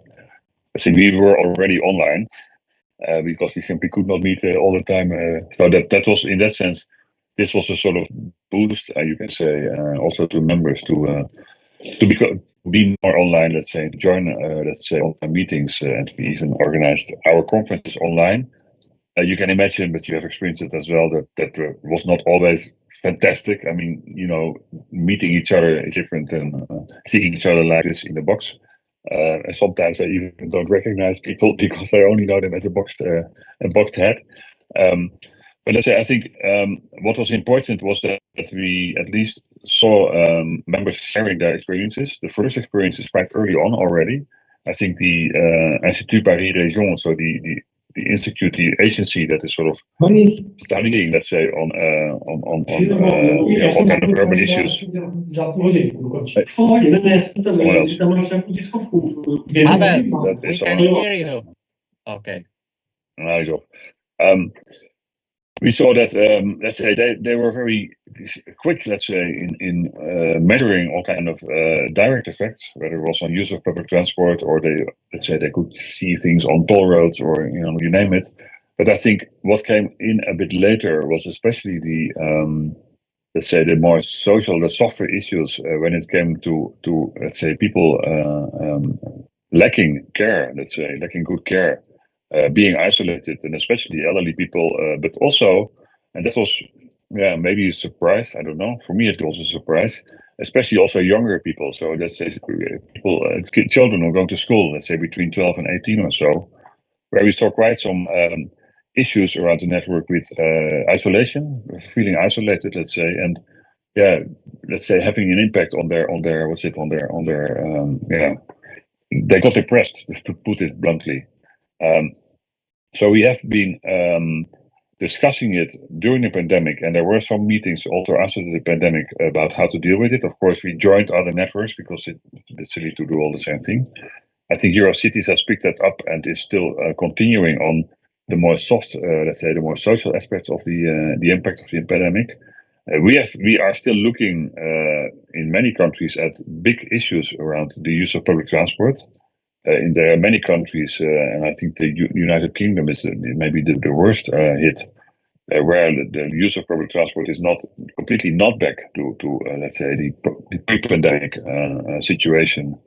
And by the way, also, of course, due to people working from home or at home, and therefore also, let's say, the vacancies in office space. So we see, let's say, a more, whether it stays or not, but we see an impact, especially on the hardware side when it comes to office vacancies in let's say, especially the bigger agglomerations, where that is not up to the level that it was before. Where in London, for instance, is about 30%, which is huge. I mean, also on the economy, that means a huge thing. With all the supply chain, on whether it's people going out for lunch or whatever, toilet paper, you name it, all the office supply stuff. So there seems to be changes going on in terms of how people work and where they work, with an impact on the vacancies. But we see it also, and that is an active group in the network. We see it also on the use of public transport, which means in some cases, that there's a big question how to finance, let's say, how to keep up the level of public transport and to finance that. And there are cases where it's really, let's say it looks bad.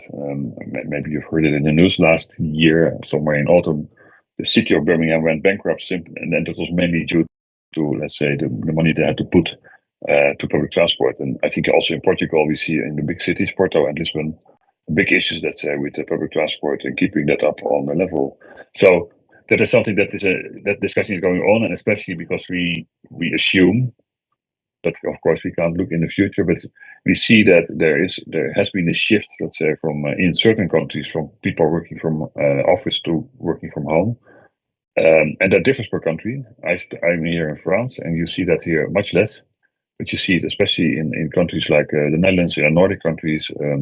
They were already a bit used to that, but it's a higher percentages. In bit in Spain, Portugal, you see it a lot, but also in England, as I said. So it differs per country, but there are also countries, by the way, like Germany, where we don't have the information, we don't have the data, we lack information on, let's say, the national scale from the Bundesländer. Some are, let's say, also in a say, less good shape, but in general, I think in Germany, what we feel is that there is also more work, let's say, different kind of work, let's say, where there's still quite a big manufacturing element, let's say, in the economy, which is of course a different thing. I mean, you can't produce stuff, let's say, from home. So there are big differences, let's say, but there is definitely an impact, and also on the economy of cities, simply because, what I mentioned, the cost on the side of public transport and those kind of services, but especially also the income, you can say, and also the economy when it comes to people working from home instead of working from an office. So and that's still moving. It's not a sort of stabilized view. I have the impression we are still, looking at changes there. What we don't have data on at all, and that's maybe also because it's, you can say private, I don't know, but that was the aspect what I mentioned about, let's say, especially the younger group, younger people, let's say, in our society, and that seem to have, let's say, disappeared, let's say, in the care or in the health sector. But we are curious, to be honest, and we know from Spain and Italy a bit more. They have a bit more data on that. What has happened? Let's say, what is there more? Was it ongoing impact, or is that something that is really temporary and slowly moving out again? But that was something that we heard about, and we were also worried about, but which is something where people simply don't want to talk about. And we are, in the end, of course, also a network of special planners, so maybe it's also less our business. But of course, it is something to it makes you worry. Let's put it that way. So that's maybe the overall view on what we are, let's say, still facing also concerning the pandemic. And this research, by the way, the work that you have done, Camille, so far, is of course very interesting for our members to share and to see if we can maybe even have a wider discussion with those members about. So thank you for that. So that's it. Thank you very much, Henk. Thank you for such a wide perspective. You decided to mention many problems, many cases. I mean, the particular countries and some kind of solutions implemented at the local, the urban, metropolitan, regional level. It seems to be good to agree that there is no access to the many important, even crucial information or data, devoted to the function of many sectoral policies as public transportation and so on, so on. So it seems to be hard just to provide one simple answer to the questions on the mechanism and forms of the post-COVID recovery. However, it seems that we are able to just discuss some kind of general shape of this mechanism, as we know. How to fight the COVID-19 pandemic, because of our own experiences. The experiences of the functioning of the public institution as universities, as your organization. The metrics and so on, so on. I'm not sure if you agree, but perhaps it seems to be that there are, on the one hand, disadvantages for sure, but the other hand, some kind of advantages of the COVID-19 pandemic, especially when we talk about our functioning, even today meeting. So it seems to be that we can see the line in the or the wave of the nice, let's say, bright future. Even when we talk about some kind of basic, well-grounded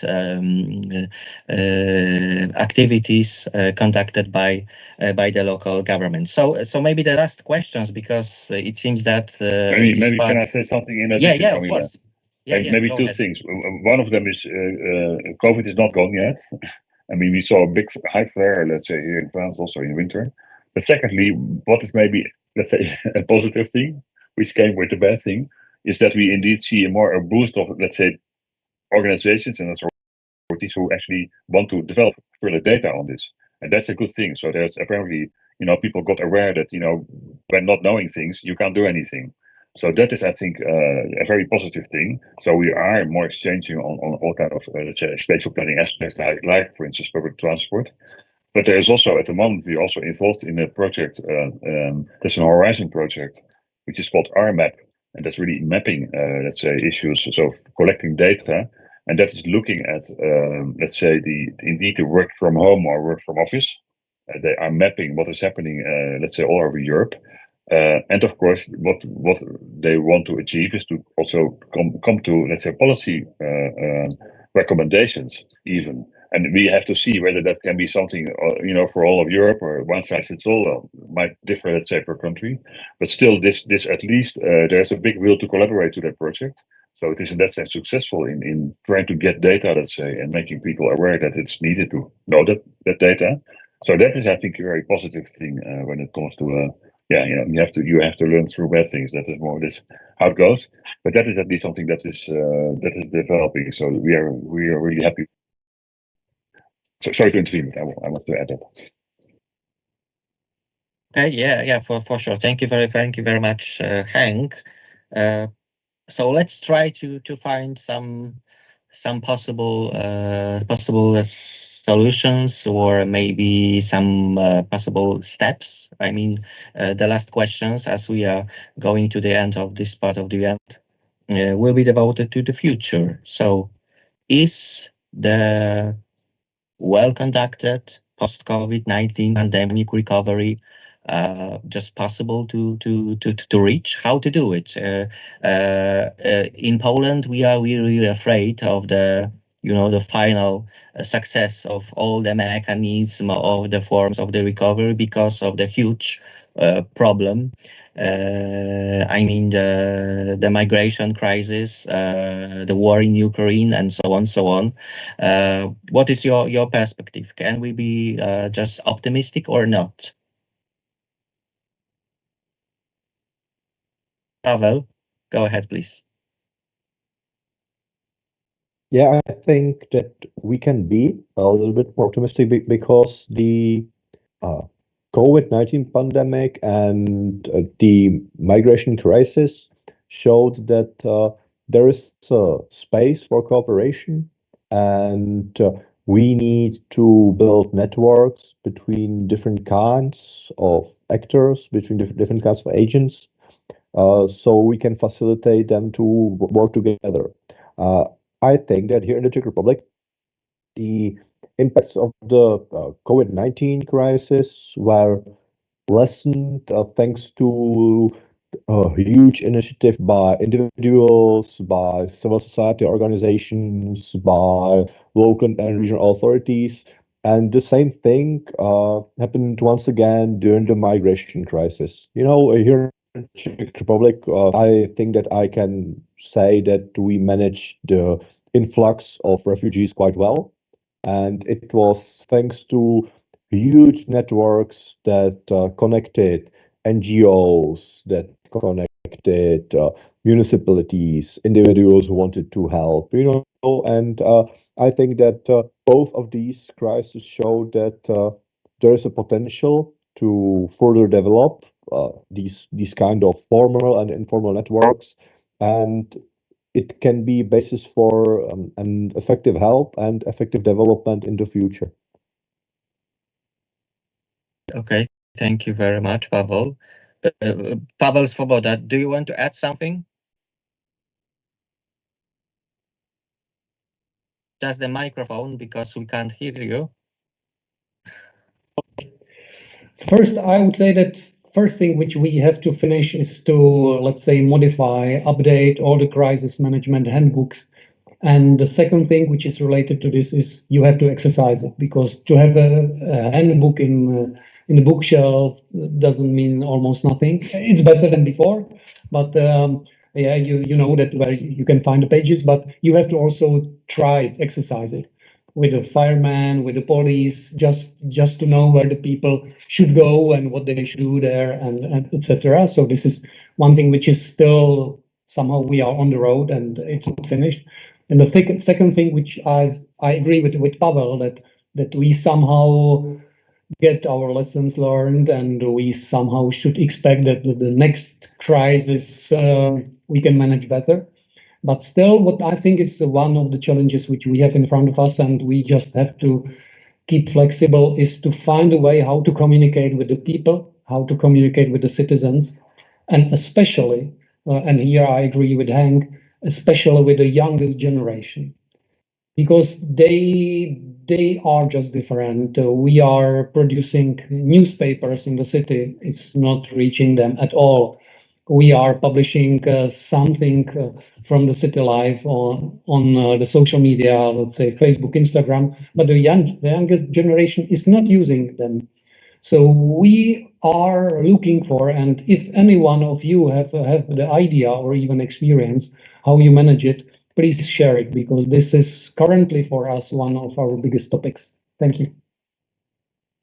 Thank you very much, Pavel. And Hank decided just to share his opinion. As we can see in chat, we should always be optimistic and send that out. I always think that 100 years ago, COVID-19 would have had much more victims than we have seen now. So, Hank, thank you very much for this optimistic point of view. And in the context, it seems to. We can only be optimistic. I mean, what's the other option? I agree, with the both Pavels, but I think in that sense, it's of course obviously data, that we know things, what is going out there. I mean, that is where I was a bit curious also about artificial intelligence. You need data to feed that, but that it also shows, let's say, that if you don't have that data, I mean, what can you do? I mean, you have a shot hail in the air and you don't know whether it's what's it reaching people. So I think better data is really something that we need. And again, we are very curious what happened in North America. I was really surprised by how the regional councils, that is not an option in the United States. They are imposed by law. So you have to form a regional council from a certain size of let's say, population territory. I was quite surprised and impressed by the way they are collecting data using, let's say, private data, but also public data, making public data. And I think for me, that was really like an eye-opener. Whoa, that really helps. So that is also something that we should push. So be optimistic, but also push, let's say, certain institutions to really be aware of that, and that you can much better manage if you, of course, know what is happening out there. Okay, thank you very much, Hank, Pavel, and Pavel as well. So, can we just state that it seems to be important to keep some kind of balance between, a very, very optimistic perspective, because, of course, it's a crucial thing, yeah. But the other hand, we have to still remind and that still thinking about some kind of problems, especially while thinking about the accessibility to the data, information, and so on. Yeah. So my proposal for all of us, is to be optimistic. However, just to be aware in some situation, in some cases, just to to be not to don't be surprised by some unpredictable situations, factors, features, and so on, so on. Okay, would you like to share something more? It's my really great pleasure to see you, to host you, to discuss the problem within this round table formula, even within the boxes and the teams. Okay, so thank you very much. Thank you very much for your comments, thoughts, very, very interesting opinions. It seems that we will leave the event for a moment. Let's meet once again within the academic part. 1:30, yeah, in an hour, 1:30. So Pavel, one more time, thank you very much. Patricia, one more time, thank you very much. Thank you very much. Pavel, the second Pavel, see you later. Bye. And what can I say? True pleasure, and I hope for more. Thank you. Bye-bye. Bye-bye. See you. Bye. Thank you.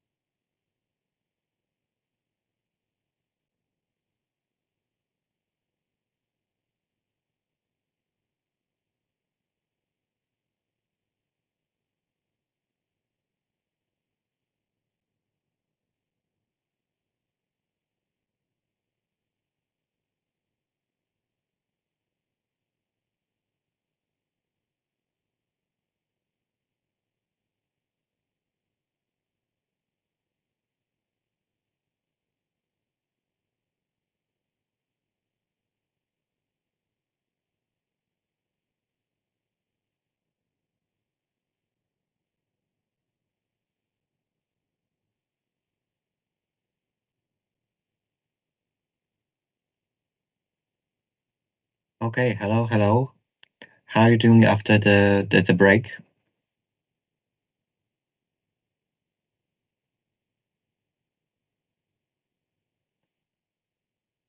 Hello, nice to see you again. Both in red. Pardon?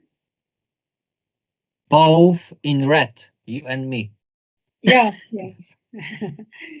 We dressed for each Okay. other. Okay, so welcome you one more time during our event. Hello, Susanna. Hello. Hello. Nice. How you doing?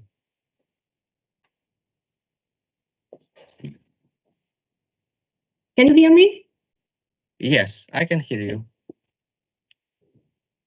Okay, so this is the first part of the first day of the event. The event organized within the International Research Project Urban Post-COVID Recovery in the Visegrad countries, financed by the International Visegrad Fund. The title of our today event is Urban Post-COVID Recovery in a search for a response model. And it seems to have a great opportunity to answer the question, or just try to answer this question, especially while taking into account the presentations provided, I hope, for the great representatives of the members of our research consortium. As we know it from the event program, there will be several speeches, several presentations given by researchers from University of Szeged in Hungary, Comenius University in Bratislava, University of Wrocław, Angelus Silesius Academy of Applied Sciences in Wałbrzych, University of West Bohemia, as well as Metropolitan University in Prague. Let me check the details. Okay, it seems that the first presenter will be Professor Zuzanna Fejes from University of Szeged. Zuzanna will explain, will present some kind of comprehensive analysis of the impact of the COVID-19 pandemic on local government and its post-COVID recovery in Hungary. So, Zuzanna, are you ready? Yeah. Okay. So the floor is yours. If you Can want I to share my something, presentation? yes, you can. Right.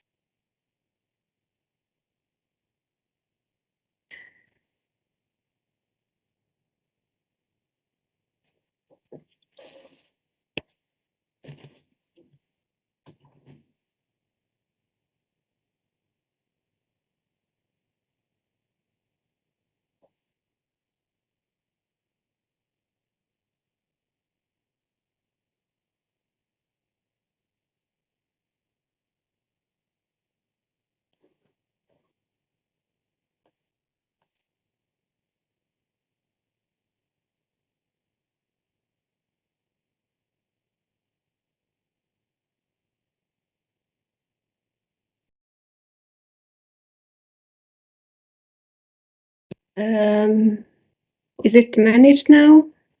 Yes, it's starting to be managed.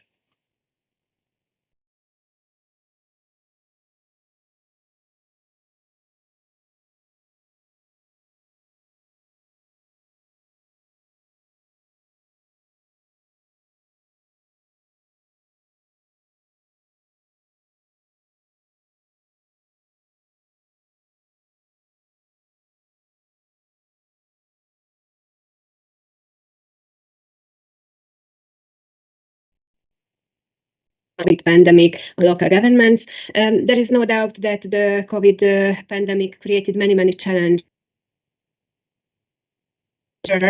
Hungary also implement urgent strategies and measures to halt the spread of the virus. And international and national policy, the most significant efforts were applied by the In my presentation, first, I would like to provide a brief overview of the Hungarian local government characteristics of the local governments. Second, I analyze the preventive and protective measures undertaken by local. I will focus on the legislation process from central and local authorities. Finally, I try to discuss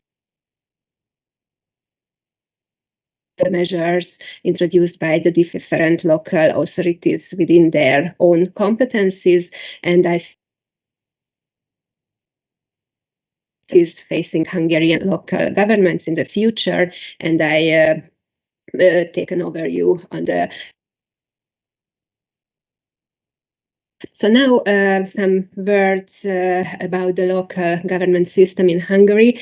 Hungary is a unitary decentralized basis. We have 3 levels of governance: central, county, and 19 counties, and more than 3,000 municipalities, 25 and the Budapest. As you can see on the slide, the capital is in the center of the map. Towns with county rank marked in red color, towns are orange, and communities are marked in light. Different authorities have different powers, different roles, and separate responsibilities.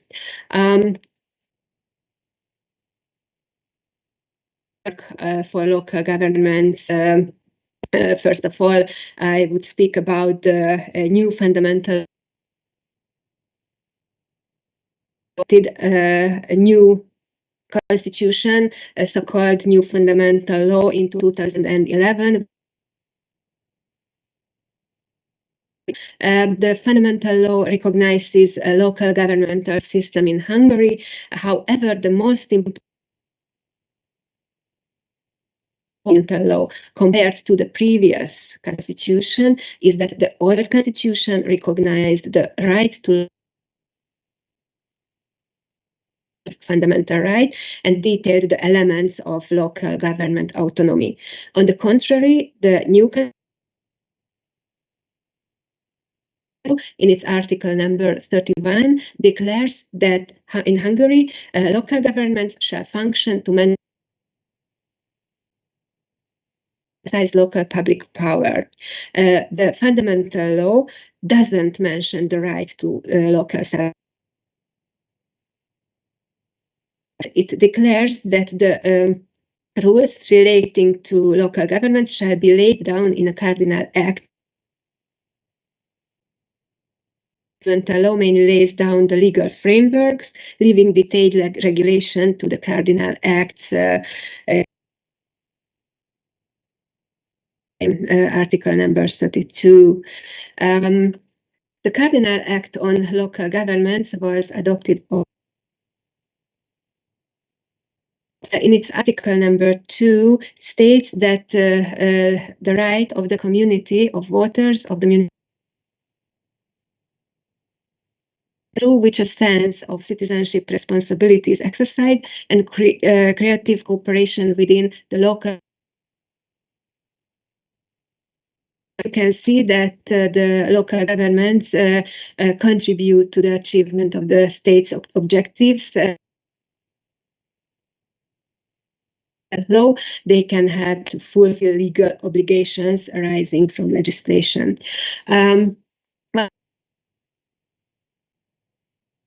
The worldwide epidemic situation presented local governments with an unexpected situation and challenges. In 2020, the World Health Organization declared a global health emergency. Hungary announced a prevention plan to combat the spread of the virus in the country. Was formed especially for this purpose due to the dangers of this pandemic and the inability to manage The government declared state of emergency on in March 2020, which states that the government may adopt decrees, suspend the application, derogate from the provisions of acts, and take other extraordinary measures, as you can see in Article 53. The first coronavirus death was declared on 15th March of 2020 by into all countries of Hungary. More than 200 laws and instruments of emergency.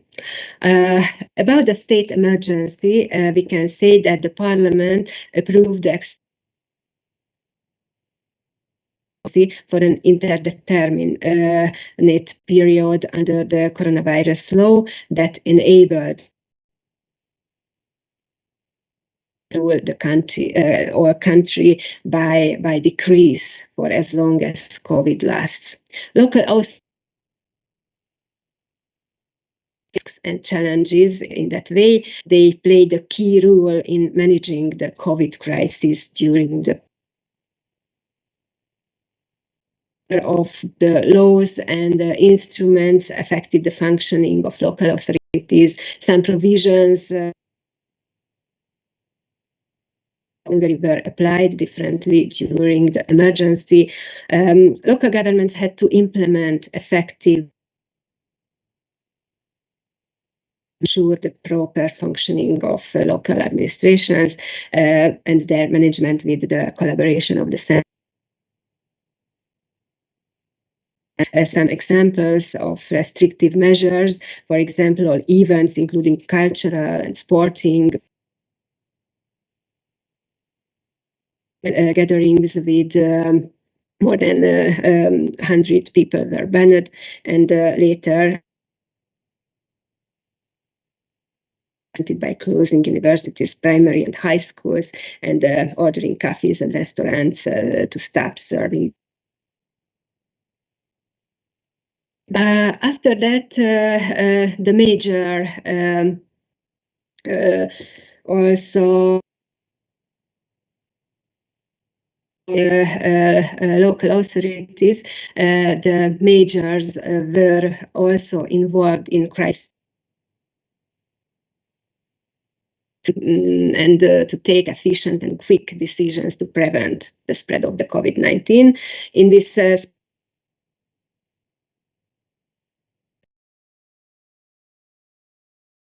and governance, which is the basis of self-government, can be overwritten,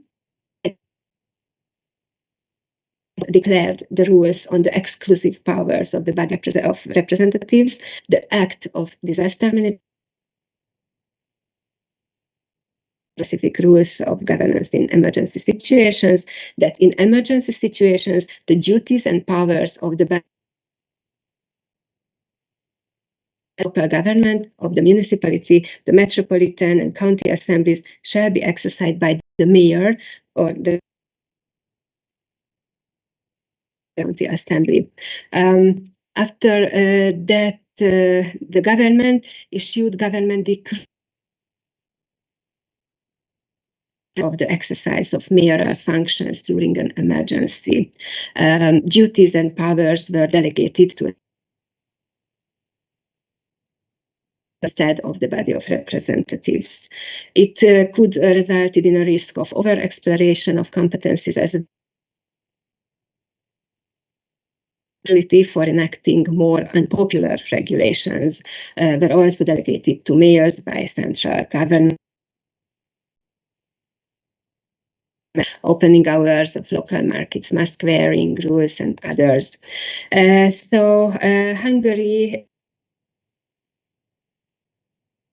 regulation system, which can be essential in dealing with any crisis situation,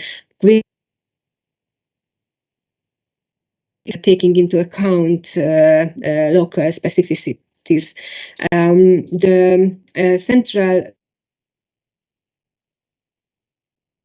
or gives local authorities the direct power to make provisions appropriate.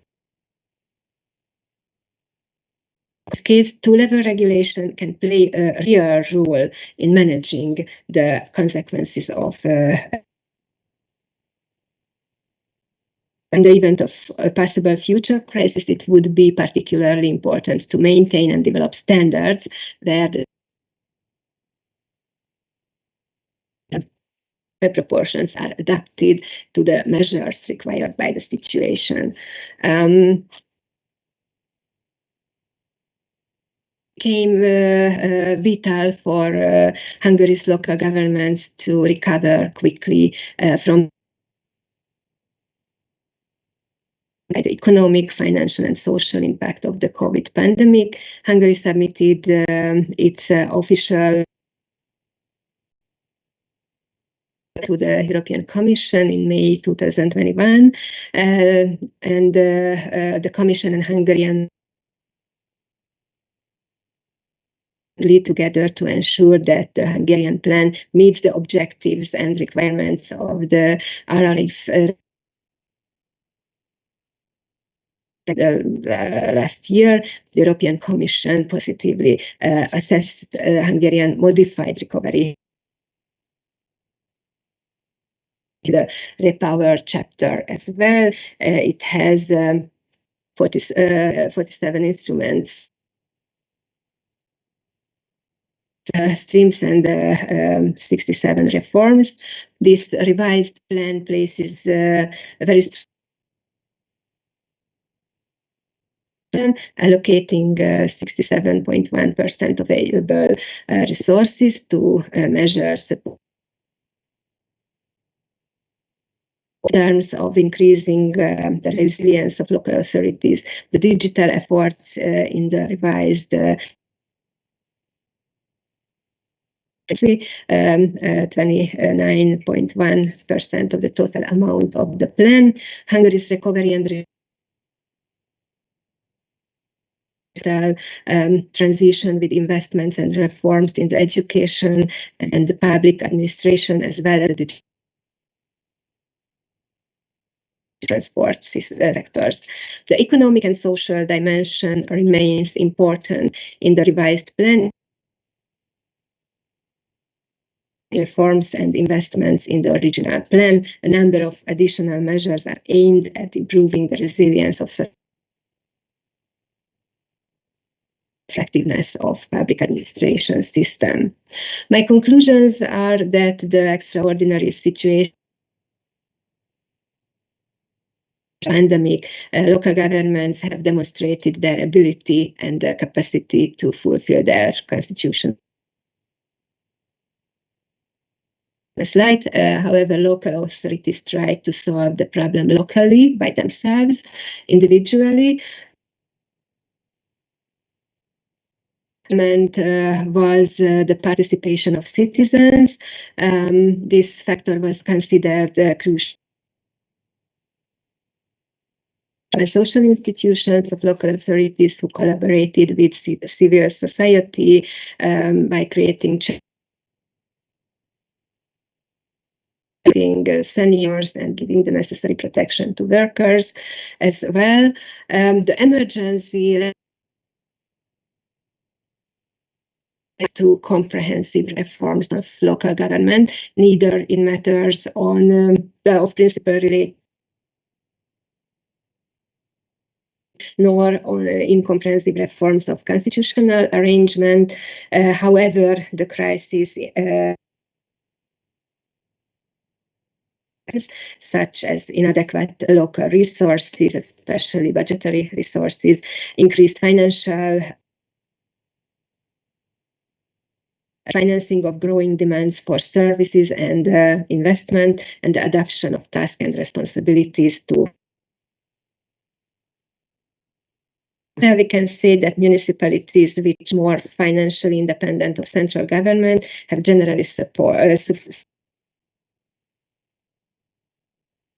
greater losses than those in more disadvantaged position, which are more dependent on Despite the different challenges we faced, such as the limited resources and powers, local governments did remarkable work to halt the spread of the virus. They by responding to new problems and to implement positive solutions. These positive impacts are accelerating education, innovation, developing online services, implementing new platforms to facilitate e-government, efforts of government, and mobilizing resources to provide the necessary support for health, extending assistance to the most vulnerable to stay safe and healthy. Local authorities in Hungary have moved directly to a practical mode in that way. Accordingly, in the context of recovery, we need to rethink the future of for questions, for topics for my further research. The first is the Hungarian or adaptable in the event of crisis. Social solidarity proved to be stronger. Below, the civil society population considered the protection against extreme emergency more important debates. Second topic or question is how quickly and how effectively it can manage change, organize its resources and capacities. Third, what is the relationship between central and local government? And last but not least, will the crisis be followed by long-term strategic planning? In my opinion, that the most important impact of the crisis would be the recognition for the post-crisis period, both in terms of mitigation and lessons learned. Thank you for your attention. Dear Susanna, thank you very much for your presentation, for your contribution, devoted to the overall analysis,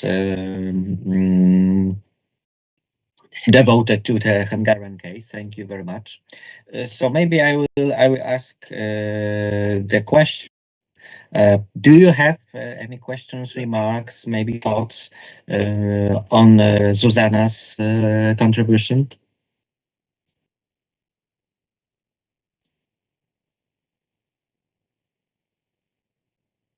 Pavel, go ahead, please. Hi, I would have just one quick question. You mentioned in the end that what may follow is some sort of long-term strategic planning, and I would like to ask you, what are the main barriers to long-term planning now in Hungary, if there are any, or if there need to be some kind of development in planning of policy or something like that? Thank you for the question. I think low competencies of local governments first, and the second, the lack of central and local governments and communication, lack of communication between public and private. Without this cooperation, they cannot establish strategic plans. Lack of resources and lack of communications are the two main barriers and obstacles. Thank you very much. Thank you very much, Pavel. Thank you very much, Zuzanna. Yes, indeed. You mentioned many problems, Zuzanna, and many issues which are strictly connected with the fighting the COVID-19 pandemic as well as the post-COVID-19 pandemic recovery. I have still in my mind the statement, let's say, presented by Pavel Svoboda. I mean the participants of our roundtable debate, and he claims that the competences, I mean the level of the local autonomy, of the Czech local government's units is increasing, not decreasing. So in my opinion, in comparison to the Hungarian case, the situation seems to be different and quite interesting. I mean, this kind of comparison for us as for the researchers. But maybe let's leave the fundamental questions for now, as we've got the second presenter, great presenter, Professor Edith Schoss, from the same university, I mean the University of Szeged, and Edith will present the speech titled as the impact of COVID-19 emergency measures on local democracy in Hungary. So I'm pretty sure that after the Zuzanna's presentation as well as Edith's presentation, we will have quite complex analysis, indeed, devoted to the Hungarian case. So, Edith, if you're ready, please feel free to share your presentation or just express yourself. It's up to you. Thank you. I would like to share my presentation. Okay. Az a képernyőablak vagy lap? Mit szeretne megosztani? Lap. Ez? Aha. Nem. Akkor. Nem jó.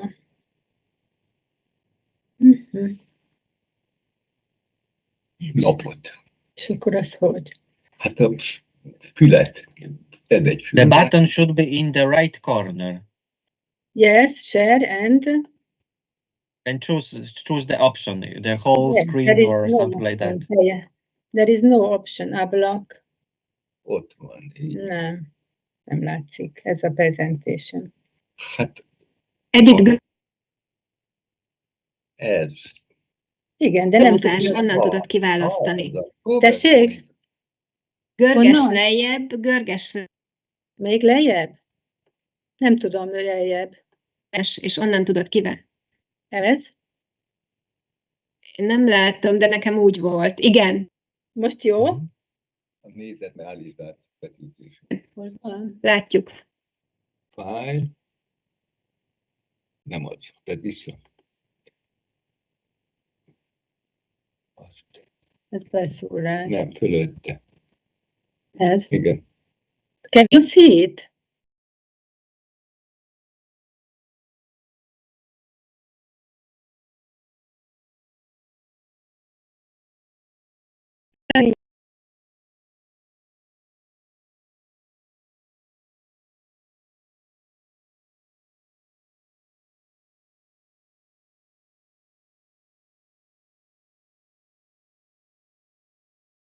My study and my presentation is about the impact of the COVID-19 pandemic waves on local government.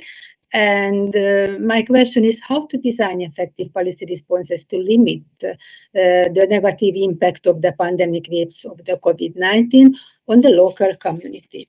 To prepare for the pandemic, the government of Hungary established the operational corps by government decision. And the corps has recommended the introduction of a state of danger to prevent the spread of the coronavirus infection.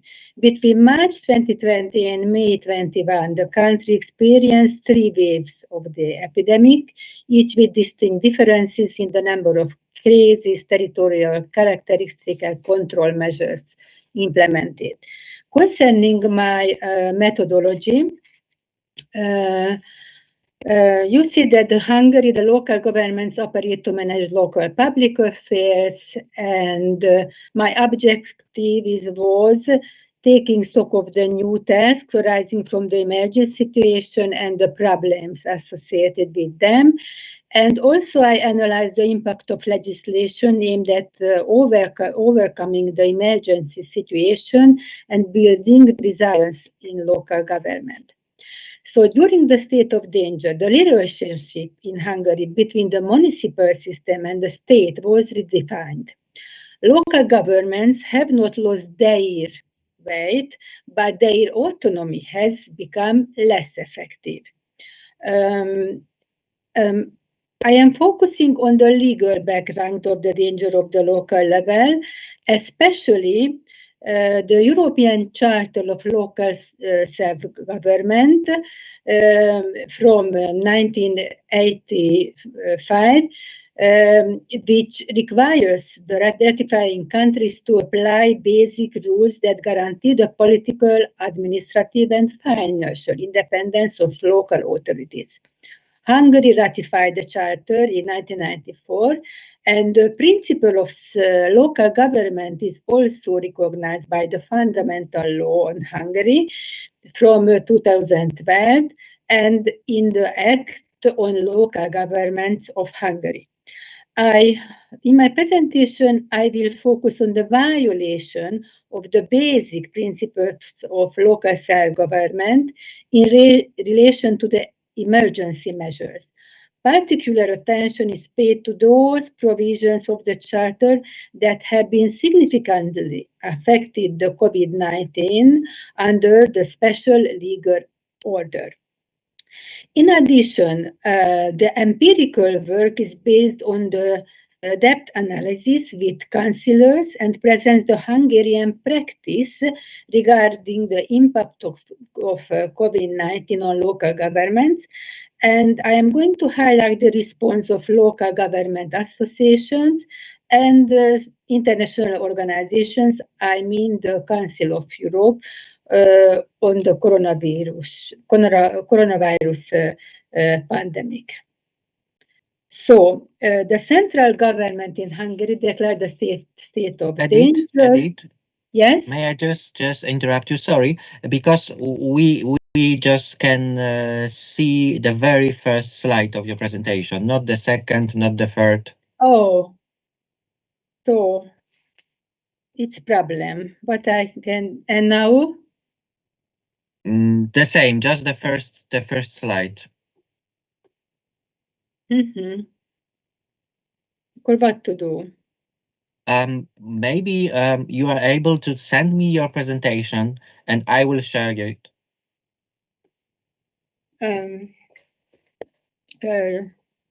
Just a minute. Okay. I will try.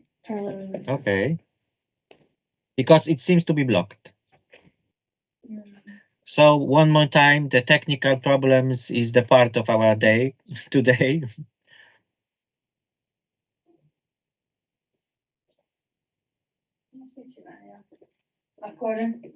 Maybe I have to share it again. Okay. Share it again. Share. Yes? No. It's something wrong here. It's a screen. Oh yeah, now I can see the third slide. That's all. That's there, yeah. No, so it's not blocked. Yeah, it's frozen. No, it's okay. I see the third slide. Yes, but that's all. I cannot see my slide. Okay. Share. Share. No. And there is a screen and I cannot click on it because it seems to be frozen. So maybe I have to send you. Yes. Let's do it in this way. Yeah. No. It does not work.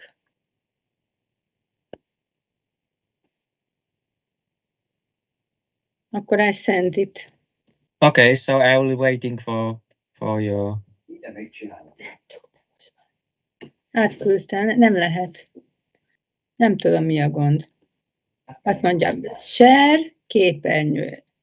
And does not válasszon ki. Ott lent kell kiválasztani a Melyikat? PowerPoint-ot. De hol van? Hát becsuktad. Az a bajod, hogy becsuktad. Tévedésből becsuktad.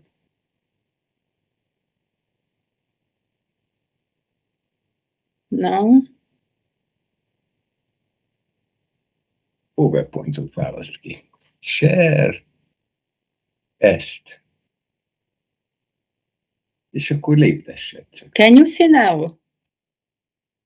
Still the third slide, number Third 3. slide. Yes. Okay. 4. Okay. Akkor it works, yes?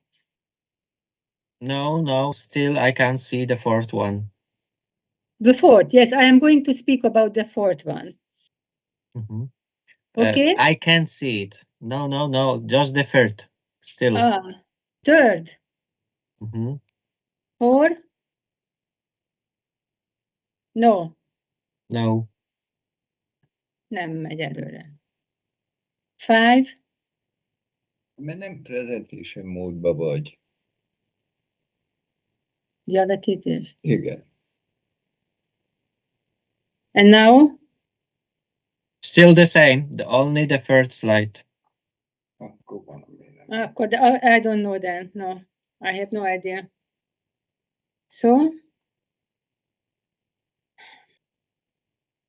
So maybe just send me your file and I will share it. I haven't Okay. received. I sent you. Okay, so I will check my box. Oh.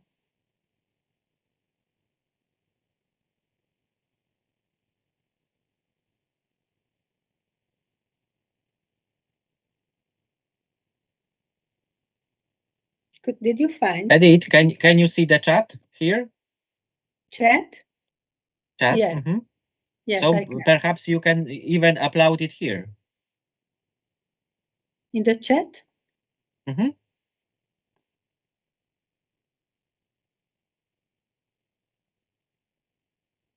How to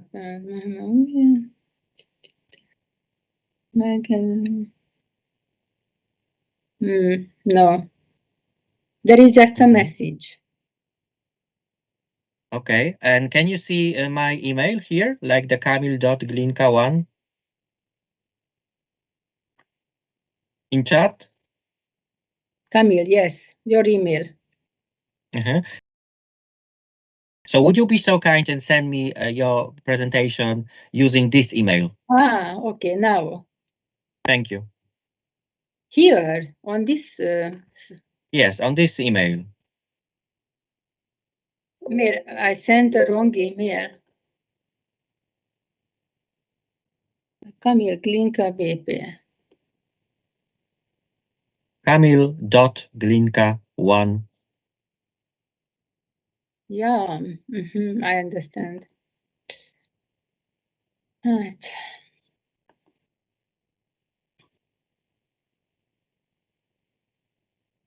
And complete. Most már minden elveszett, semmit nem látok. Okay, so it's a different email. Yes. I see.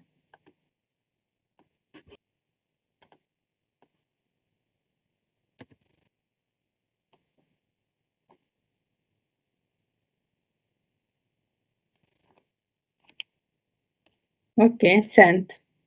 Okay, so I'm checking.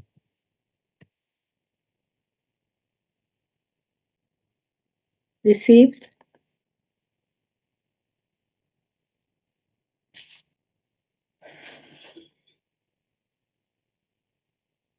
Yes, I've got it. So I'm opening the file and I will share the presentation. Just follow your sentences, okay? So I went through the first, second, third slides. Okay.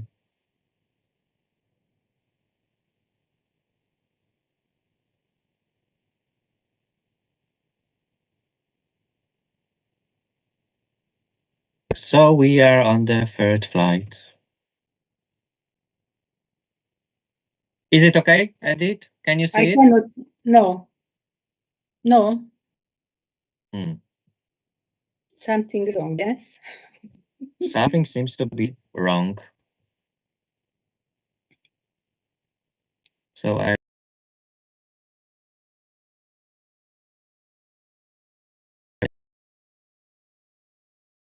And now? No. You can't No. see it. Cannot see anything. So we've got the problem because I've got some messages from my colleagues and they can see my desk. So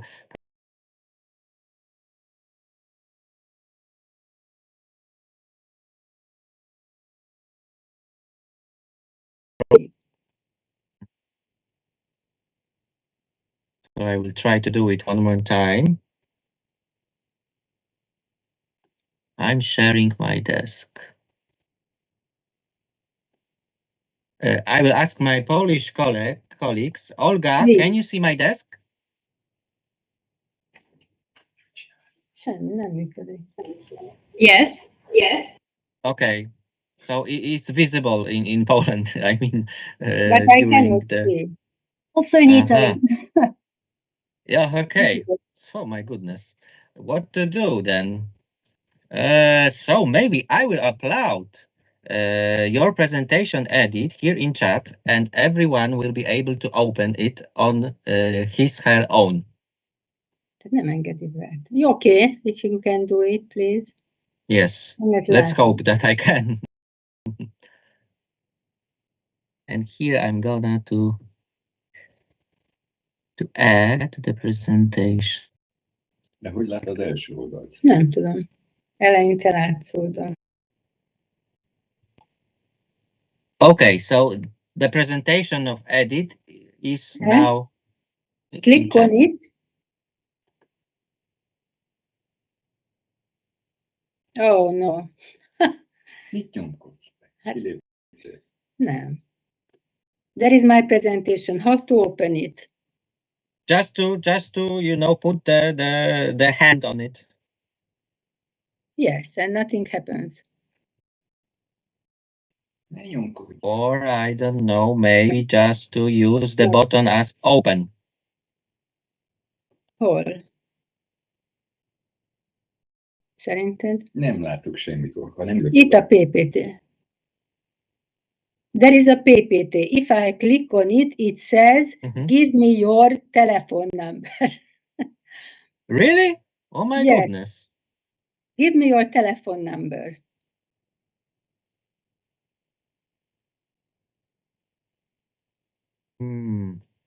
What to do? I don't know. And now can you see my screen? Átküldtem. Yes, I cannot see anything. Cannot see anything, okay. The still doesn't work. The screen. Kamil, twój był teraz widoczny. Yes, I know, Basiu, because other colleagues can see my screen, but Edit cannot. Yeah. Okay, sorry. But sorry, excuse me, Edit doesn't need your screen.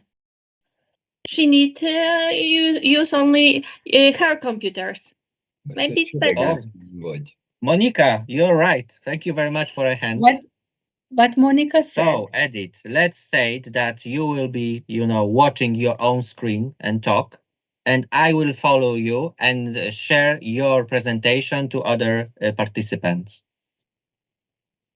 Okay, akkor try it, please. Okay? So I will be hearing you very carefully just to follow you. But I cannot see my slide. Your own slide? You cannot? Indulj újra az egész. I will try it again. Okay.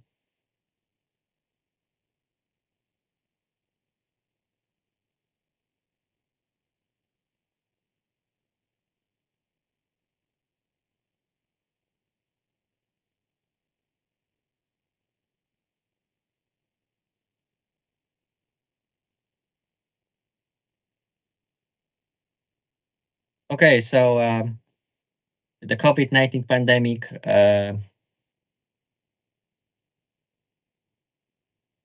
gave us the great opportunity to connect using the Teams, Zooms, and so on, so on. However, there are some still black gaps in our, let's say, activities conducted via such things. So we are still learning. Let's say. Let's wait for Edith. She will join us in a minute, I hope.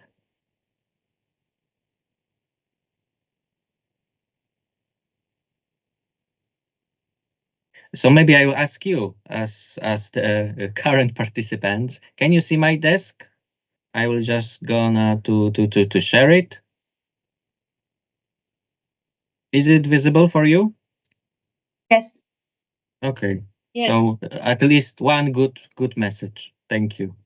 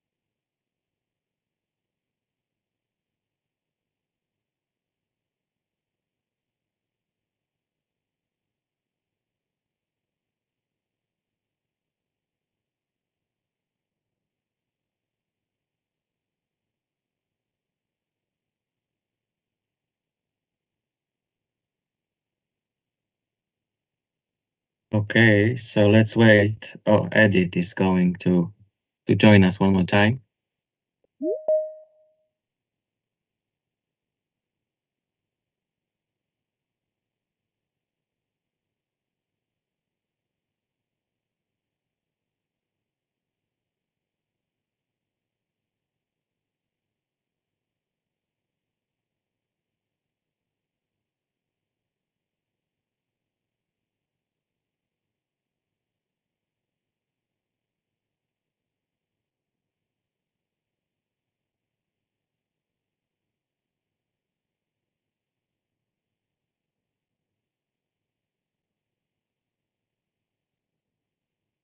Semmit nem enged. Értesítettük. Na most benn vagyok meg. Okay, akkor I am back again. Okay, nice to see you. And where is the share? There is no possibility. Because it says that you are allowed, authorized to share my presentation. It is written here. Because you are the organizer and you are authorized to share my presentation, it says. Okay.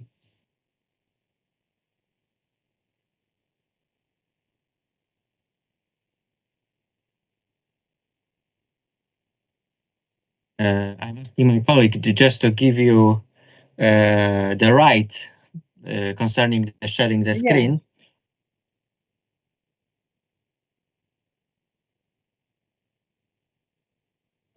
Yes. So seems to be it is frozen. The share function is frozen. I cannot. They're working. It is not working. Okay. Now, yes. Yeah. Okay. Azt mondja, vállal, yes. Click on it. Okay. You got rights now for sharing. But if I click on it, I cannot see just my email and no my presentation, although my presentation is open. Okay. Now, can you see? No, we can't. And can you see my desk one more time? Yes. Oh. Right. So this is the first slide. Yes. So maybe we will be operating in this way. Just, you know, I will be changing the slides. Yes, I can see. Can you see? Okay. And yes, you? we can. Okay, that's right. So you can move on. Okay. So this is the third slide, yes. Mhm. And this one, the next one, please. Mhm. Yes, okay. Can you see? Yes, I can. Okay, okay, I will continue. Okay, so thank you. The central government declared a state of danger for the entire country, as I mentioned, and the state of danger of the special legal order in Hungary according to the fundamental law, and this provision provides the government with exceptional powers, and as a result, the government was empowered to issue special government decrees. So suspend the application of certain provisions and also to take other necessary measures. Next one, please. Mhm. So, to summarize, the state of danger at local level means in Hungary implementing unpopular or sometimes controversial regulations under the pressure of the central legislation in a state of danger to prevent the spread of virus. It means jurisdictional changes, it means centralized budgetary resources, and also means reduced scope for local self-government. And the local governments are acted as crisis managers at local level. So please, next one. Mhm. So I was interested in the views of various authors. What their opinion on the state of danger, and in the focus, as you see, the centralization versus decentralization. So the central government implemented measures such as budget cuts and jurisdictional changes to prevent the spread of the virus, while local governments acted as crisis managers at the local level. So during the crisis, authors highlight that local leaders, the mayors, played a crucial role in responding to the outbreak by containing the spread of disease and mitigating the impact on their communities. The COVID-19 has led to heated debates about centralization and decentralization among the authors. So through the management of the coronavirus crisis, there has been a trend towards may conflict with the principle of subsidiarity, particularly as regards budgetary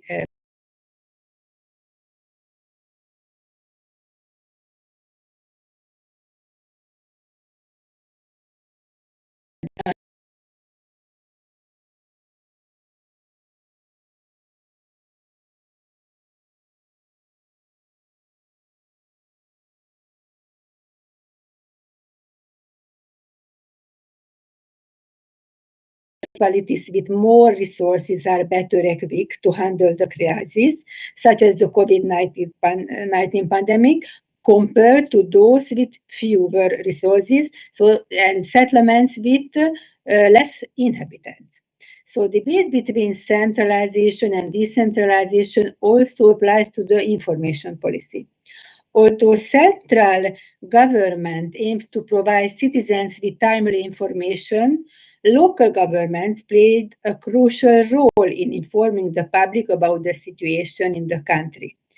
It is their responsibility to take quick action in short term and to organize the protection and care of those who are in need. And also the social media platforms have become the primary source of communication and information sharing. The coronavirus pandemic presented a challenge to the traditional media and traditional press because the increasing popularity of the social networks. Next, please. So resilience and crisis management. Although the crisis management has tended to centralize budgetary resources and their management, it has also reduced the scope for local self-government. And please, next one. And according to the European Charter of Local Self-Government, the principles of the charter. It's very important to emphasize that this charter guaranteeing local authorities political, administrative, and financial independence. So next one. So the charter, Article 4 of the charter states that powers given to local authorities shall normally be full and exclusive. They may not be undermined or limited by a central authority, except as provided by the law. The next one. The central legislation, the government agree on declaring the state of emergency about the role of mayors, emphasizes that in emergency situation, the duties and responsibilities of the representative body, the Council of the Local Government and the capital of Budapest, are exercised by the mayor and the mayor of Budapest. So, but the mayor may not take a position on the reorganization or termination of local government institution. Its supply or service areas in the service also affects the settlement. So this is in contrast with the Charter, Article 3, which states that the self-government shall be exercised by the Council, composed of members freely elected by secret ballot on the basis of direct, equal, universal suffrage, and which may possess executive organs responsible to them. So the government decree authorized the mayors with extraordinary power. Yeah? It was a single person rule in the local government municipal settlements in Hungary. So local legislation concerning after that some arrangements demonstrate that local authorities have been given some flexibility to respond to the crisis. Next one, please.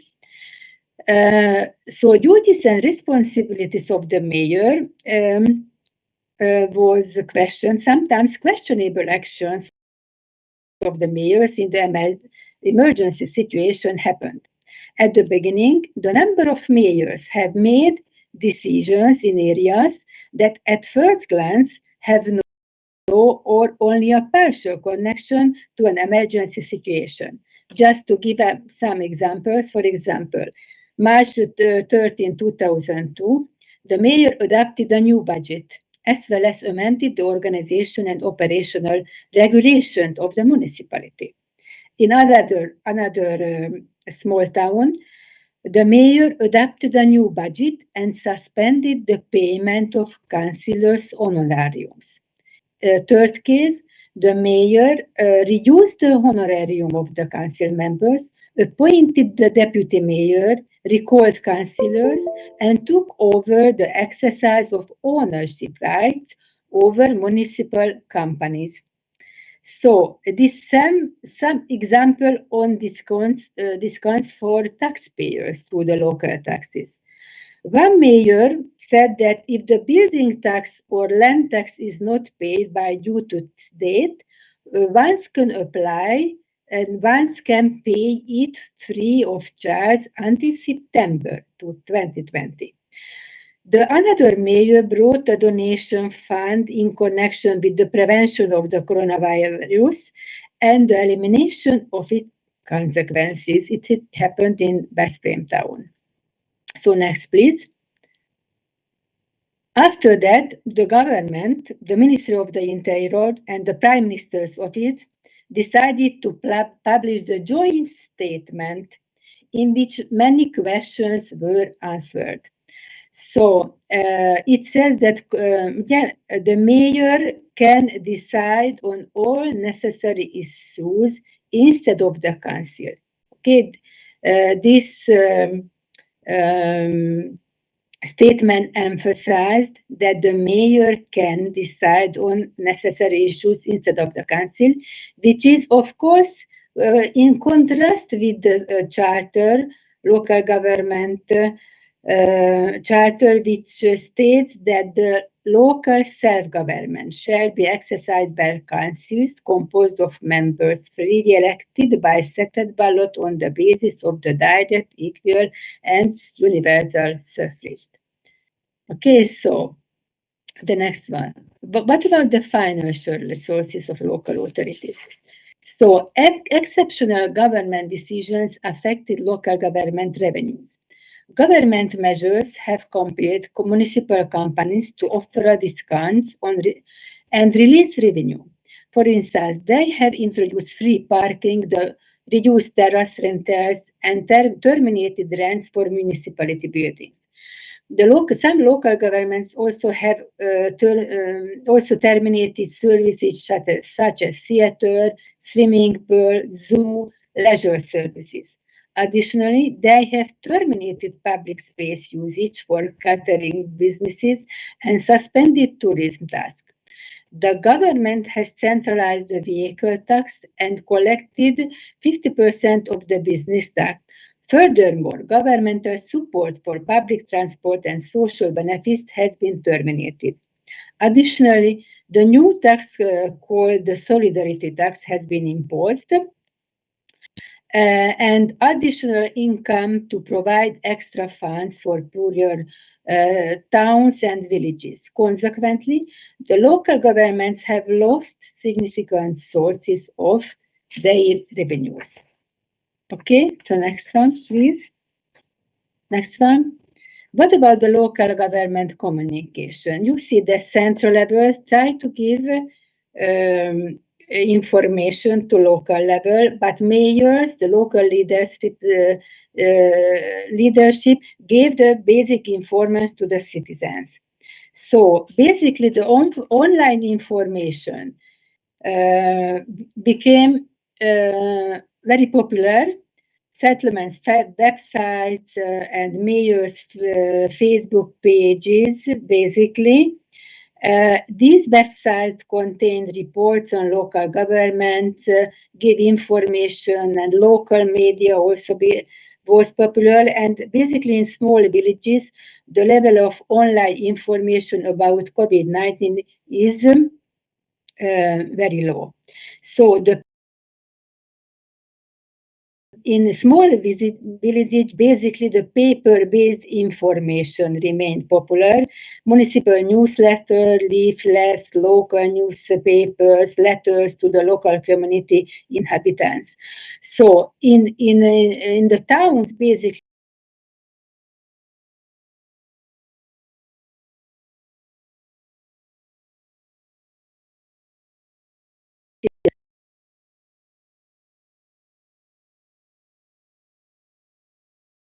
for the mayors and the leadership of the local government. Next one, please. So after the COVID, what happened? The charter says that national authorities concerned to remove restrictions and restore democratic functioning at local level in full compliance with the charter. The next slide, please. Next slide, please. This is the same position as the Venice Commission of the Council of Europe stated. But the Venice Commission stated that short-term centralization may be necessary to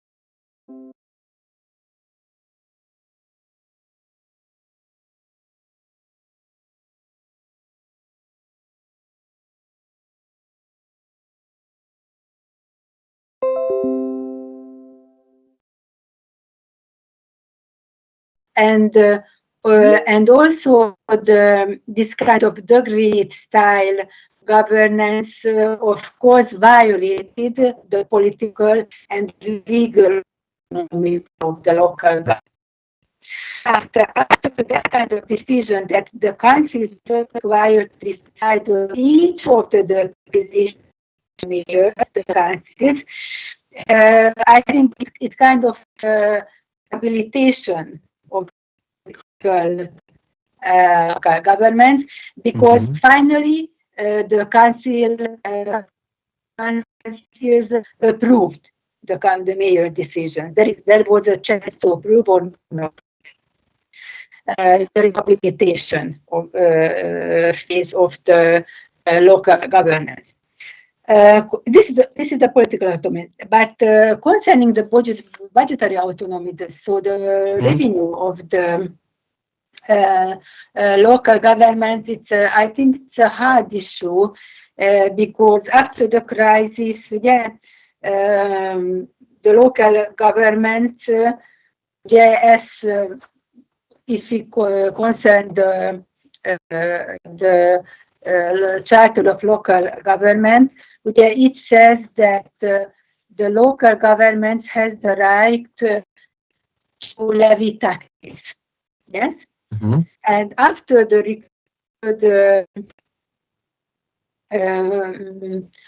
COVID-19 in recovery phases, the local government started to levy taxes again, to impose the taxes, which is their right, which kind of the beginning of the decentralization, because during the COVID-19, all the taxes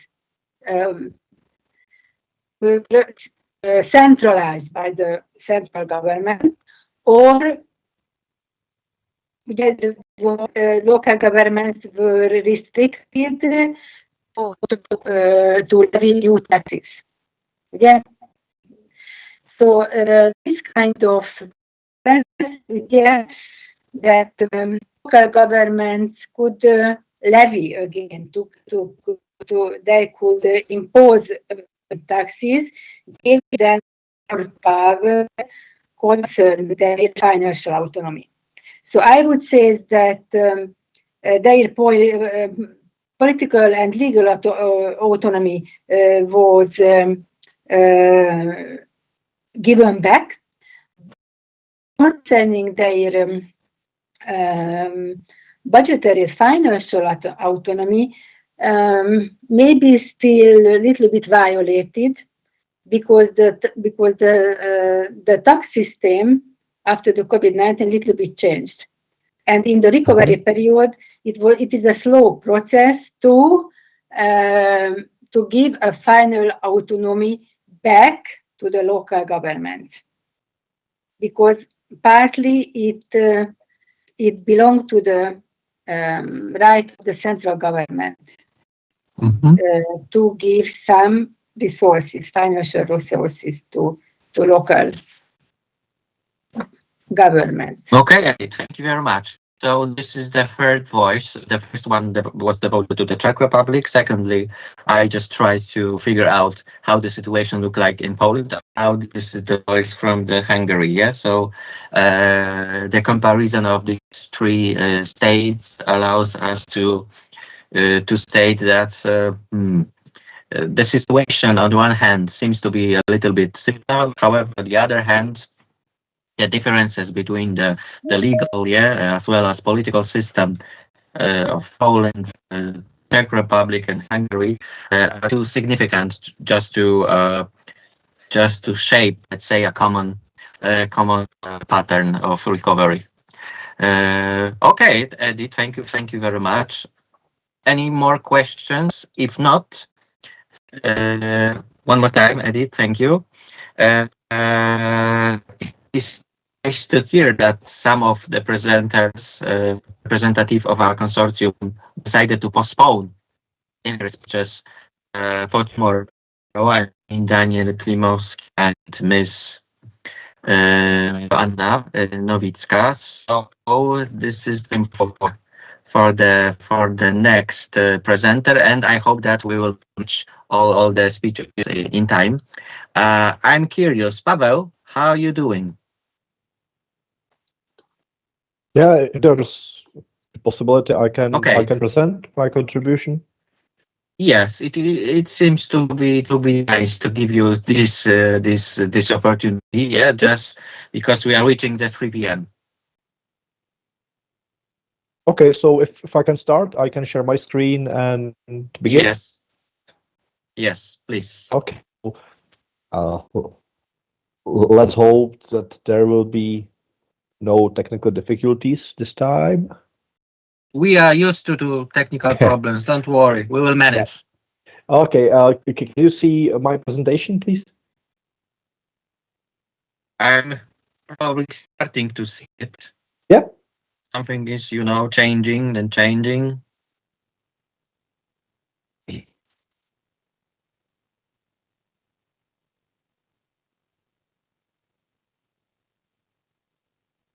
Oh, municipalities and the Czech National Recovery Plan and this opportunity. Yes. Okay. So great. It seems short.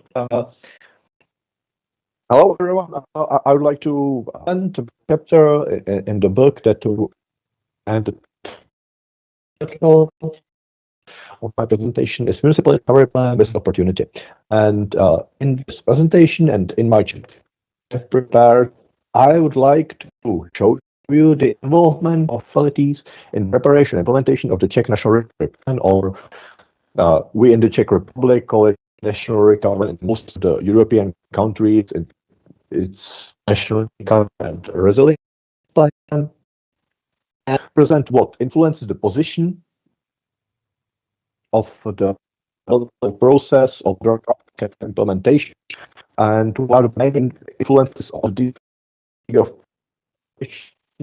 of Czech municipalities, which is not really a hard one.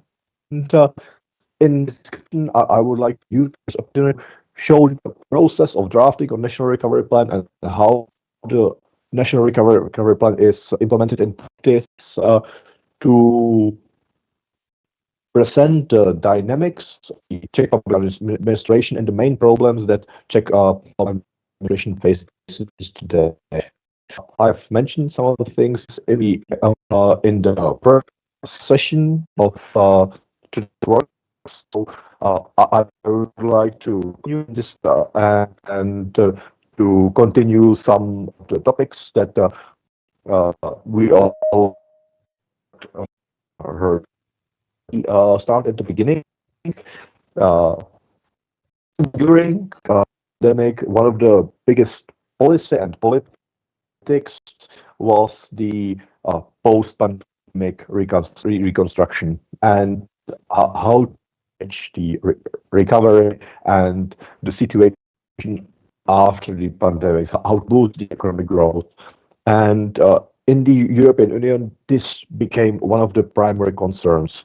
And there was a shared sentiment that there is a need for an quote unquote unprecedented response, to have some instrument that will help to bridge this critical post-pandemic era.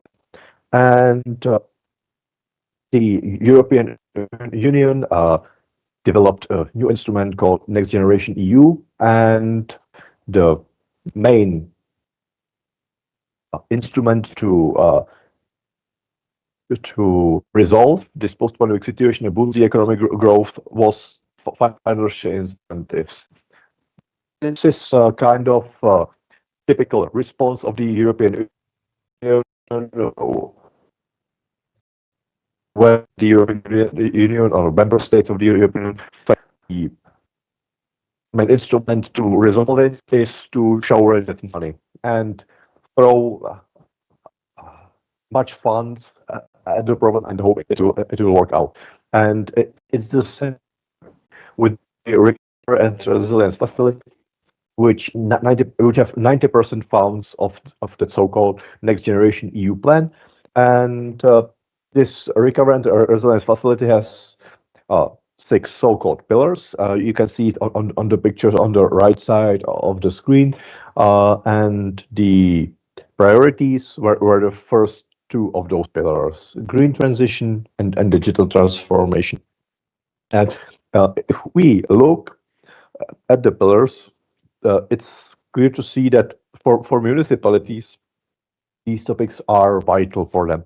And municipalities have quite a large stake at the recovery and resilience facility, which was almost 800 billion euros. So a huge amount of money that the members to draft their own national recovery plans, to implement their own priorities, to define their own milestones under those six thematic pillars. And we know this process from operational programs, but there are two new mechanisms in the recovery and resilience facility that you the way this all works. This mechanism can review the ways that the national recovery plans are implemented and can limit the funds if the states are underperforming. That's the first big one. And the second big mechanism that was introduced is that the drafting process itself, the way that the member states write their own recovery and resilience plans, was not regulated in any way. Plans to include social partners, to include local and regional authorities, and that gave way to criticism by many non-state agents, mainly by the Committee of the Regions or by the European Network and other, that criticized the European Commission for this unregulated approach. And they said that this way of drafting the national recovery plans will lead to low levels of ownership and will lead to problematic implementation, because the national governments can write the plans themselves. They don't need to consult other to reflect their own needs, their own priorities. This would lead to from the position of local and regional authorities, of ownership, to limited participation, lower democratic sentiments, and things like that. You can see it on some of the research that Committee of the Regions did. Some of the results are once again on the right side of the presentation, where you can see that most of the local and regional authorities that were part of the Committee of the Regions did not really feel represented and did not really feel like an active participant in the process of drafting of the recovery and resilience plans. And this kind of criticism was kind of a start point for my research and for me to discuss and briefly visit of the in the Czech Republic, where I looked at the politics surrounding the drafting of Czech National Recovery Plan and the institutional architecture of the plan and management of the national and national plan. Pardon. If we look at the beginning, what are the political circumstances of the Czech National Recovery Plan? We must note that the context of the Czech National Recovery Plan was really strained Czech-EU relations, that stemmed for, let's say, problematic position of the then Czech Prime Minister Andrej Babiš to European Commission, because Andrej Babiš was investigated by the European Commission due to his perceived interest, and this was this affected the position of the Czech Republic and the evaluation of the Czech National Recovery Plan, because the Czech Republic was the only member state that received a lower grade in the criterion monitoring and implementation when the European Commission reviewed the Czech National Recovery Plan. And this was due to lack of mechanisms of monitoring the conflict of interests. And Czech Republic was considered kind of a laggard in this, or someone who a member state was underperforming in the EU, but there are no critical mentions of the degree of participation and the way that the Czech National Recovery Plan was made.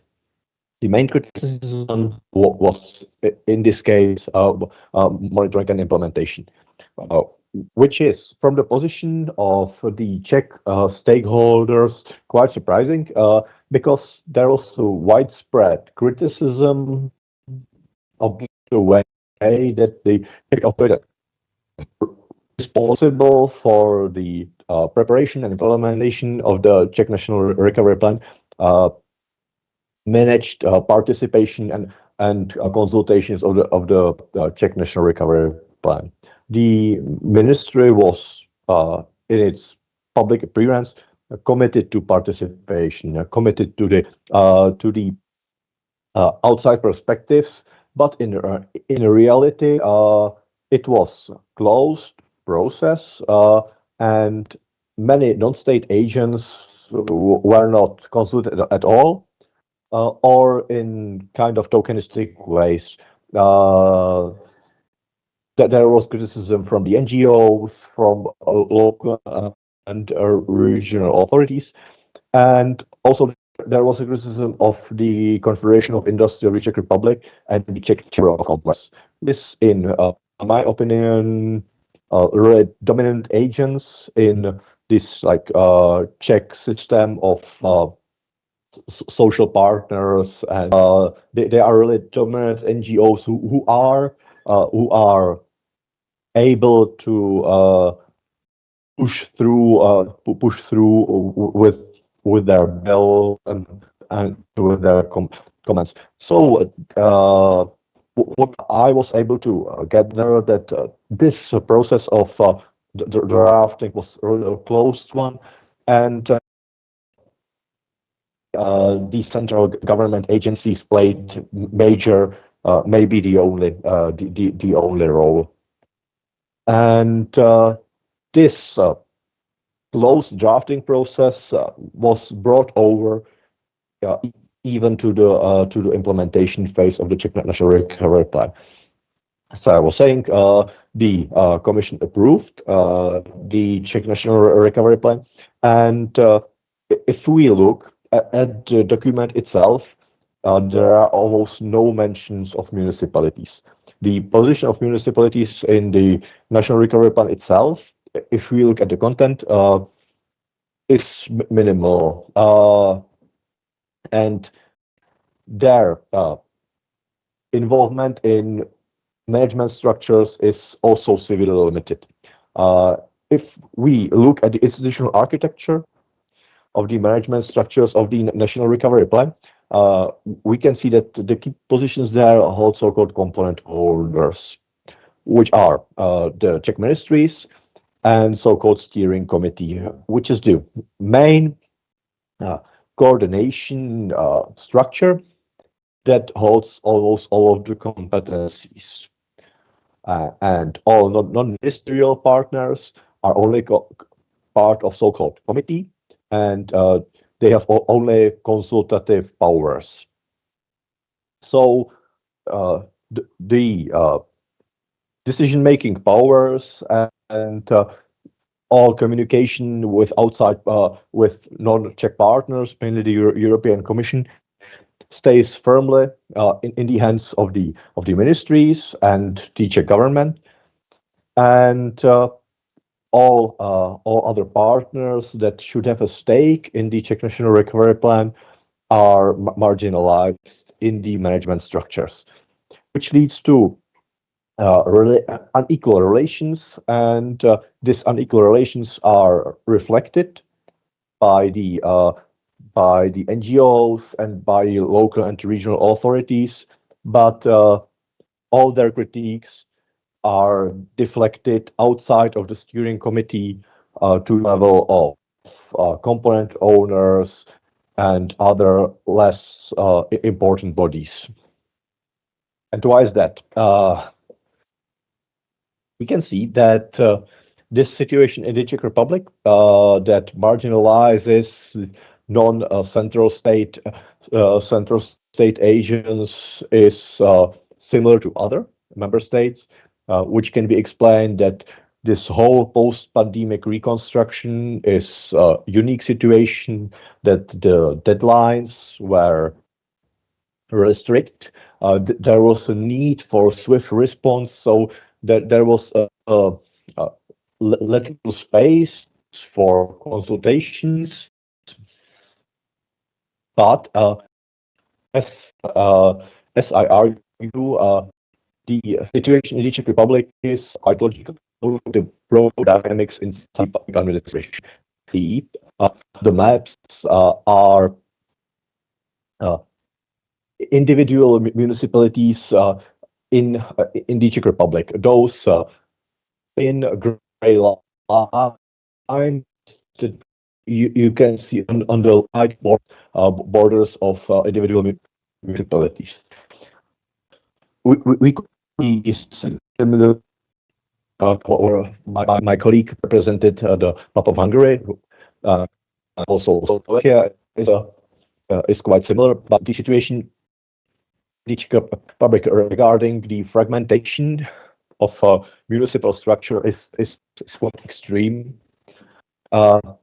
Because as you can see, in the Czech Republic are and the average municipality has only around 1,600 inhabitants. So we have here this highly dense, unequal system of public administration, where there is Prague as a municipality that is very different from all others, and then system of very small municipalities. And I argue that if we look from the perspective of public choice, like Michael Keating did, these small municipalities are not viable partners in process of planning any long-term strategic plans, or in the process of consultations with the government, because the individual municipalities do not have capacities to implement the plans, to represent their interests to the central government. So my main conclusion is that this fragmentation leads to the lack of participation, because central government do not have any kind of strong partner that could enforce its own interest. And the Czech National Recovery Plan and the lack of municipal involvement is just a logical conclusion of that. And the Czech municipalities are in this regard only someone who should be who should receive the funds, but they should not be an active partner and to promote their own interest at the central level. Thank you very much. Thank you very much, Pavel, for such interesting, detailed and well-structured presentation devoted to the Czech recovery plan, presented in the context of the municipalities. What can I add? Questions, remarks, because it seems that Ladislav Sabada is with us as a great specialist in the Czech politics and so on. So my proposal for you will be just to summarize the Czech case just after the presentation given by Ladislav. Ladislav, are you there? Yes, I do. Hello to everyone. Hello, Kamil. Hello. So would you be so kind, and because it seems that the floors could be yours. Sure. I will try to share my PowerPoint with you. I hope you can see it now. Think to visible. Okay.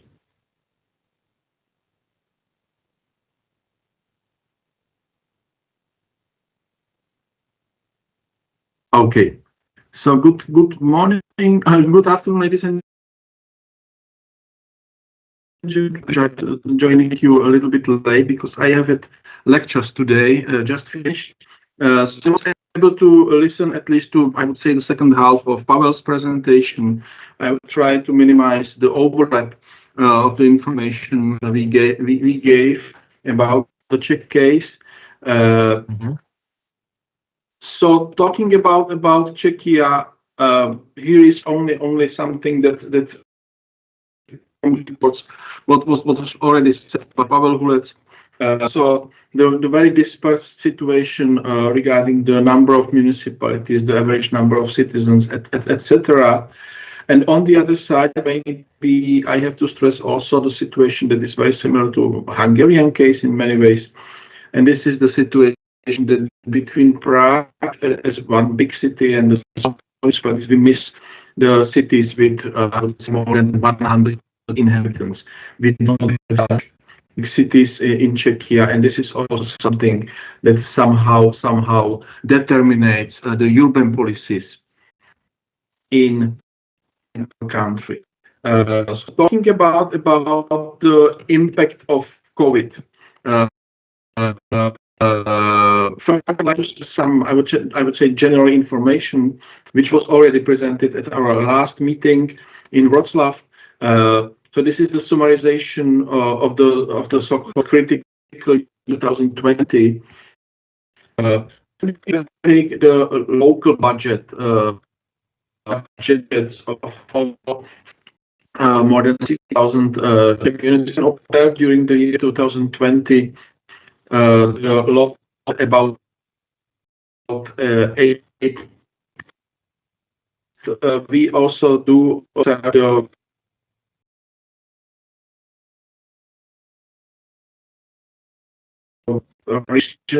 different traditional rural really hit by the pandemic and I would say that also we do obtain the so I will next slide table how services the development for local budgets in 2020 and what this serve the situation, the budgets and the financial reserves of our municipality.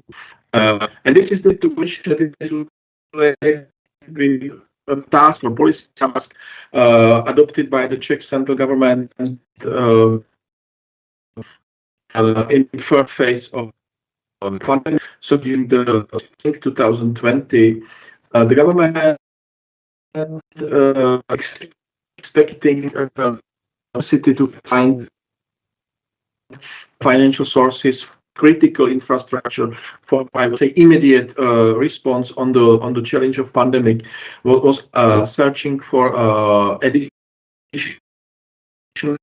information. The central government decided to find additional sources to create the so-called compensation bonus per capita. It was about 48 euros in the year 2020, and 1/4 it is about 12 euros per capita. Talking about the permanent inhabitants of the towns and villages, which meant at the end, and this is something I would like to show you now, that at the end we can observe the very paradoxical situation that some or a big number of Czech municipalities grew regarding their budgets and disponible financial sources, specifically when we are talking about the year 2020 and 2021. So I have to stress that we didn't observe the dramatic decline regarding the regional or local budgets in Czech Republic, and I have to stress also that the majority of municipalities, despite the matter of fact that they responded politically on the first step of the government, so the cut of the budget, survived the critical period of 2000. Visible damages. So this is, I would say, the first very important message. The second message are the policies. So I would like to stress that what was very visible were the changes in policies. I have to stress that the majority of Czech, they focus specifically on public health, social services. These were logically prioritized. And I have to stress that the analyses are showing that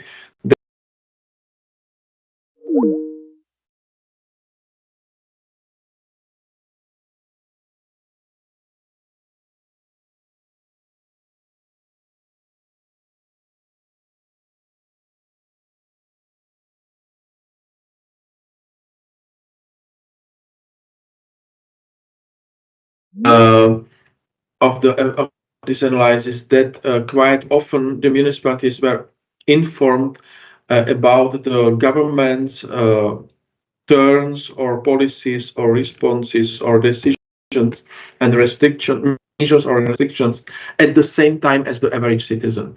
So I have to stress that this long-term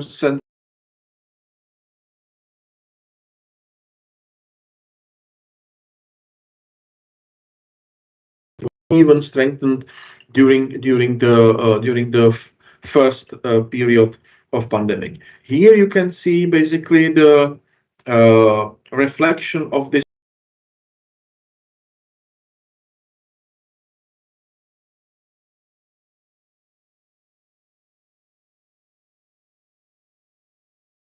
are stressing the four visible relatively short time periods during the year 2020 and the response on COVID-19 pandemic.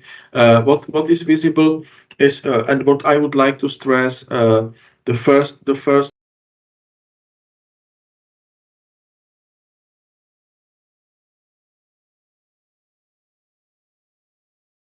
supplies, which was something that of course was extremely important for each of municipalities in Czech Republic, and also the citizens' responsibility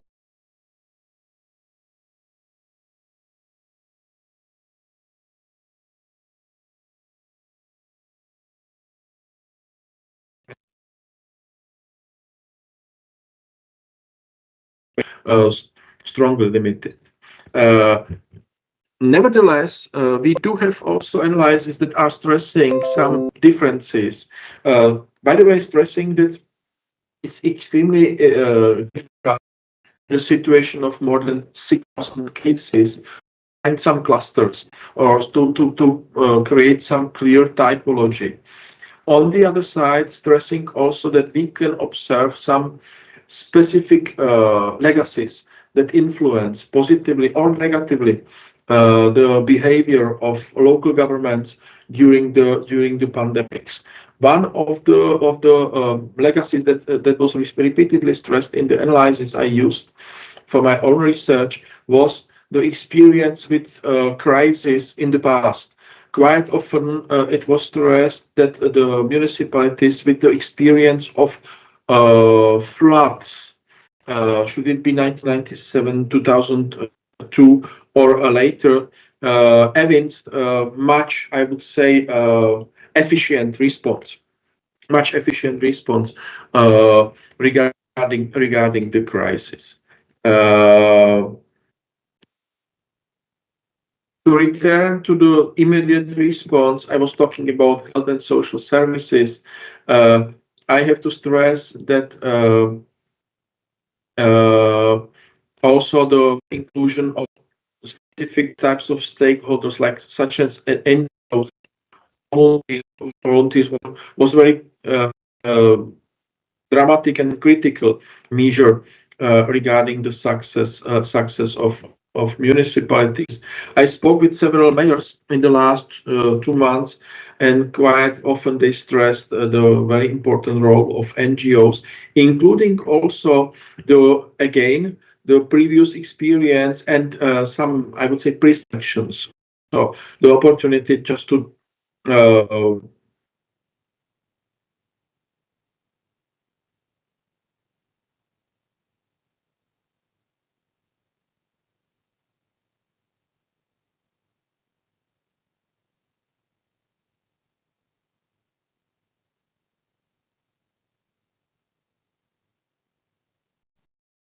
forward with my presentation.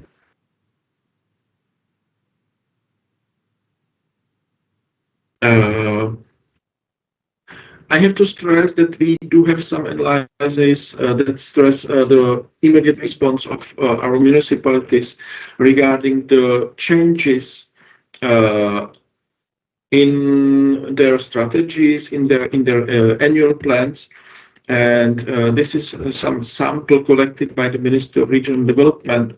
Again, this is something that I already presented in Wrocław. Just to remind you, if you look into the structure, you can see that the Czech municipalities decided quite often to postpone activities that were not immediately related with the response on pandemic, such as the improvement of transport infrastructure, such as the investments in new or renewed canalization systems, schools, kindergartens, and so on. What is maybe more painful are the cancelled investments. So here we can see that quite often the municipalities decided not to improve the networks. With the fast internet connection, should this be for example, gas pipelines, but also green solutions, and so on.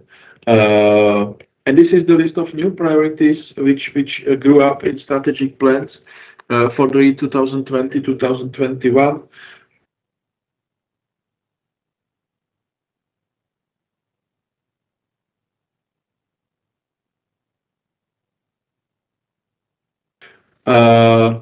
But what might be reflected as, I would say,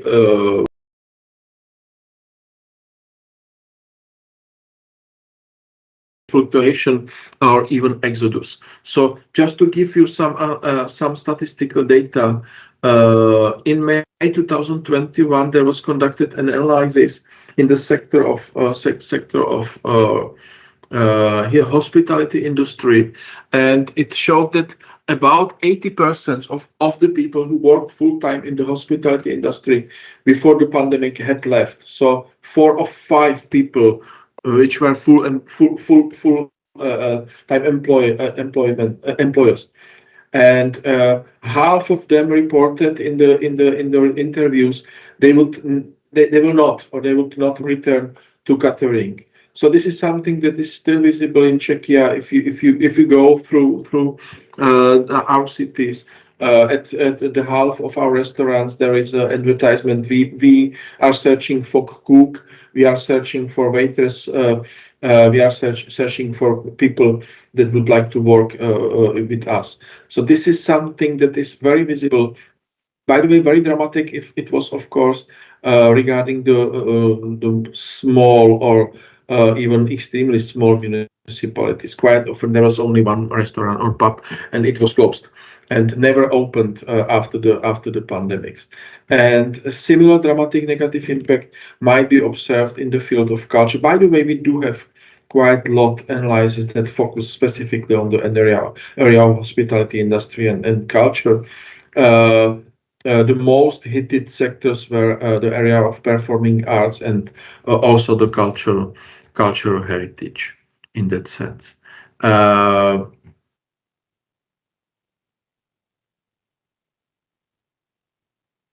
Going to the midterm strategies for recovery, I would say that Pavel Hulec spoke a lot about this, so I will not develop as much this topic. What is very visible, we can observe some, I would say, general reframing of these midterm strategies. By the way, one of the buzzword became resilience, which became one of the most visible new tasks. But I have to stress that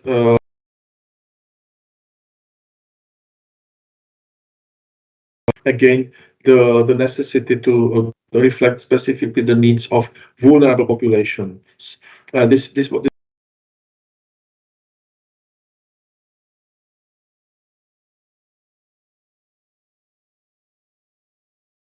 20. Of course, the issue of tailor-made help to the most endangered sectors. I was talking repeatedly about culture and tourism. Support for strategic branches such as health and agriculture, by the way, including the repeated discussion about at least partial autarky or sectoral autarky. And of course, quite often as the new impulse for such discussion about the partial autarky, we have to reflect also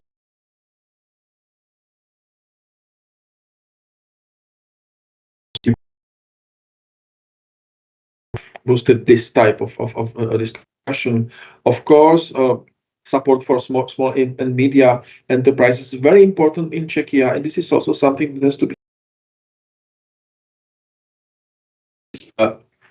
All of us are aware that Czechia belongs to the nations with very low numbers of long-term unemployed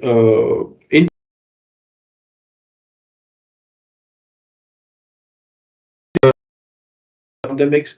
There was some small increase, but really small increase. So I have to stress that the structural unemployment rate was about 2.5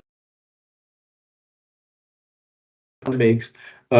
During the first year, beginning with 1st of March 2020, we can observe the short-term growth of unemployment towards about 4%. Indeed, quite soon, the situation recovered, and again we can observe a really very small unemployment, specifically the long-term unemployment rate in Czechia. At the end, I would like to stress that the long-term strategy is talking about I would say grassroots level. So the discussion within the municipalities, but also talking about the top-down approach. So the approach related with the Ministry of Regional Development and the government as a whole. brought some, I would say, new or reframed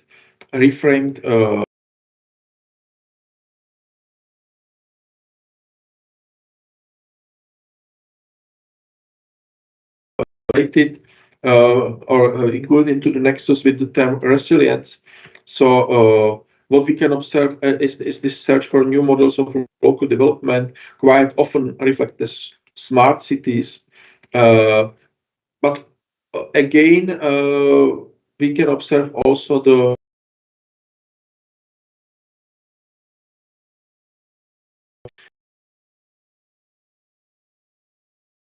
support of citizen participation and its increase.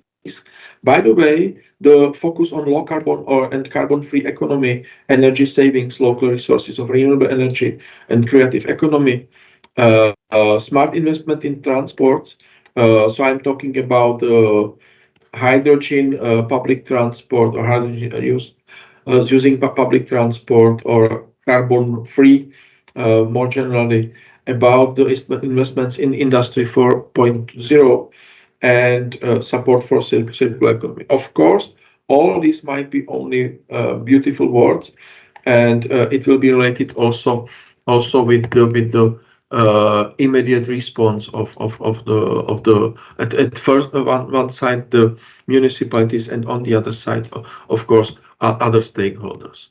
To conclude, I would like to stress that in 2023, when I was talking about the top-down approach, we got the new urban policy principles prepared by the Ministry of Regional Development and the government itself. I have to stress that the document, which is available also in English, it is included into the bibliography related with the chapter. I prepared, so you might have a look into this document. We can observe two general cross-sectional principles. One is the sustainable development, and the second is resilience again. Let me quote: the emphasis on sustainability is a new one, given the relatively recent and sudden disruptions to social development and stability, such as COVID-19 pandemic and the war in Ukraine. And an emphasis on resilience has been added. It has the ability to cope with sudden shocks, to adapt to new situations, to assess vulnerability and prepare for the risk of possible future threats. Related with these objectives, we can find one of the 9 priorities, which has a title "Resilient Cities."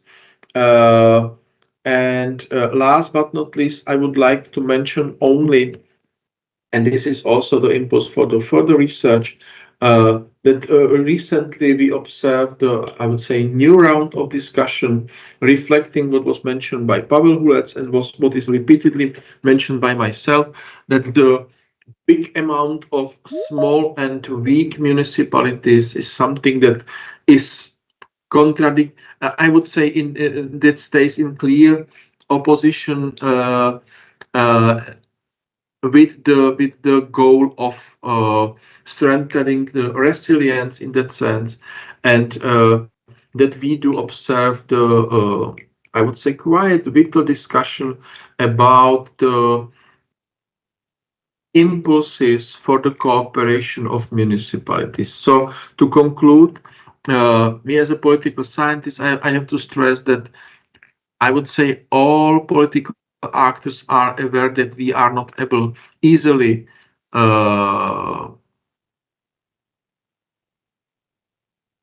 implement the reform that would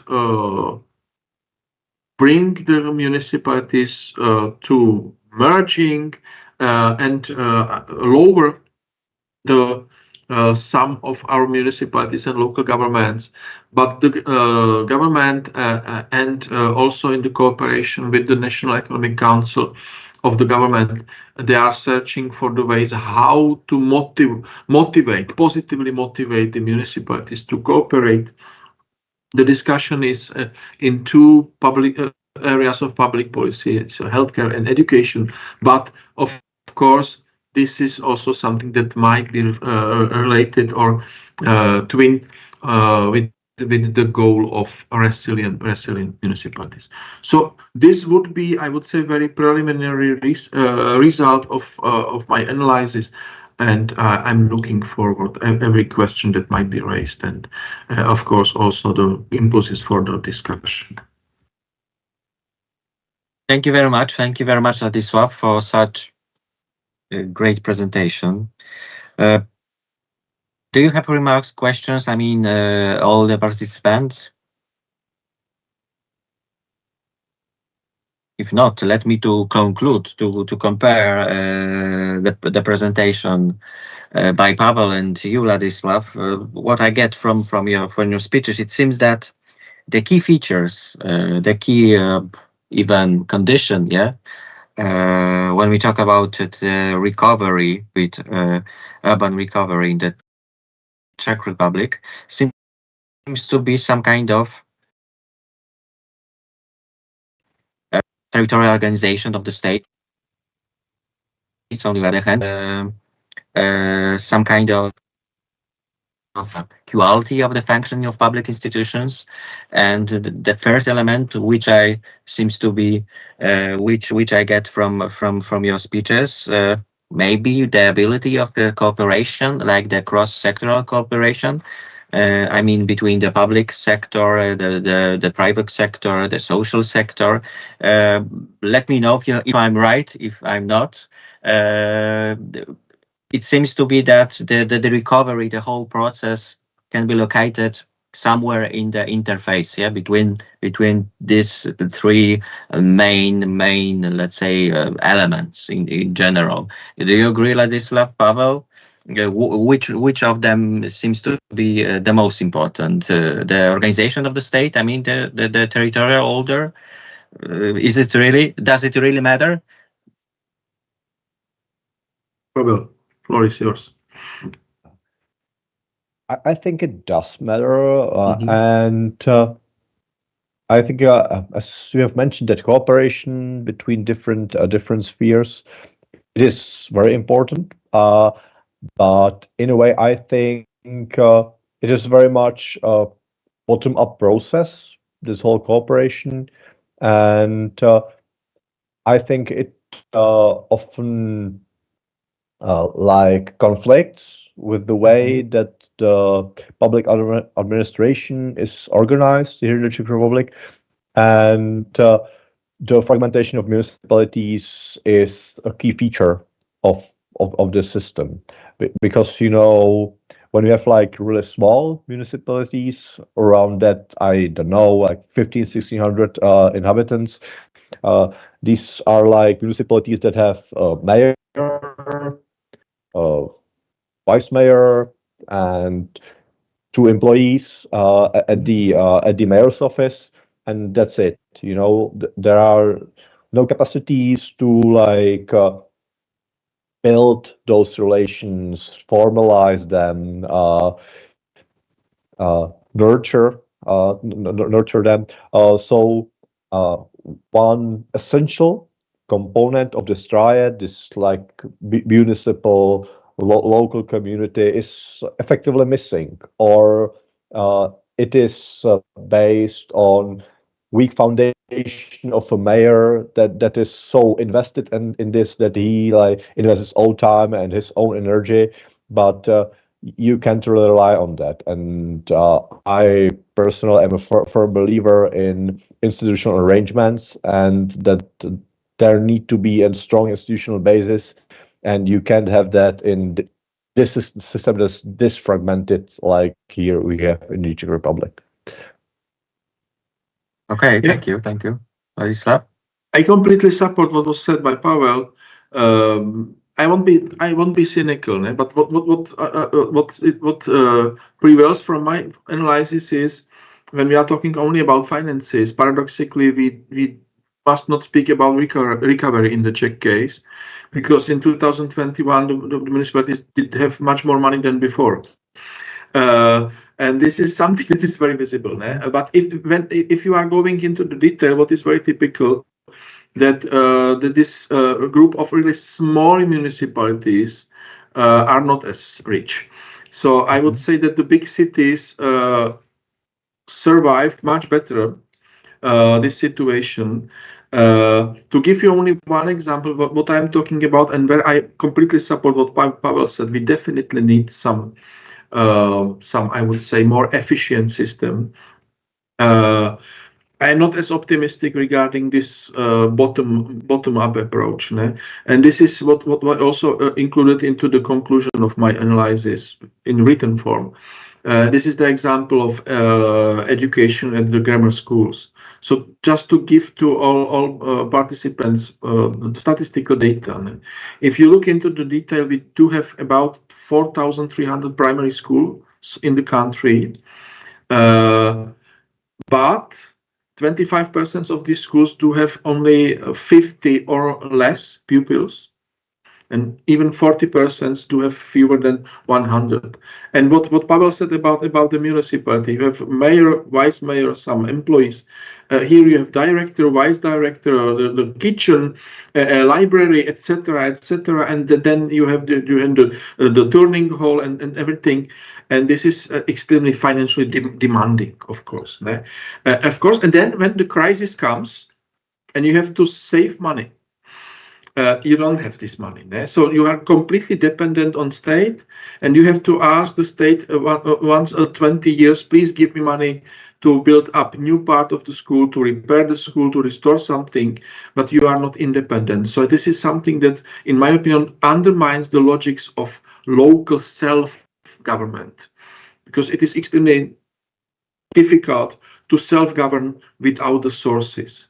Last but not least, this is also about the human potential, human capital, and human sources. Of course, having the municipality with 50 or 100 inhabitants, how many people are able to prepare the project documentation, to prepare the grant applications, and so on. But this is something what was expected by the government.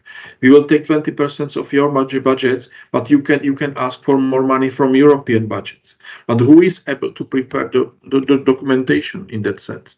And I would say we definitely need. I want to oppose to Pavel, but maybe to supplement the idea. We definitely need some, I would say, more efficient cooperation of the central, regional, and local structures. In many ways, our regions are the bulks of suburbs next to the capital city of our region, and maybe this we should use it as a positive side. So we do have, I would say, quite well developed public transportation system, for example. We do have quite well developed digitalization, paradoxically.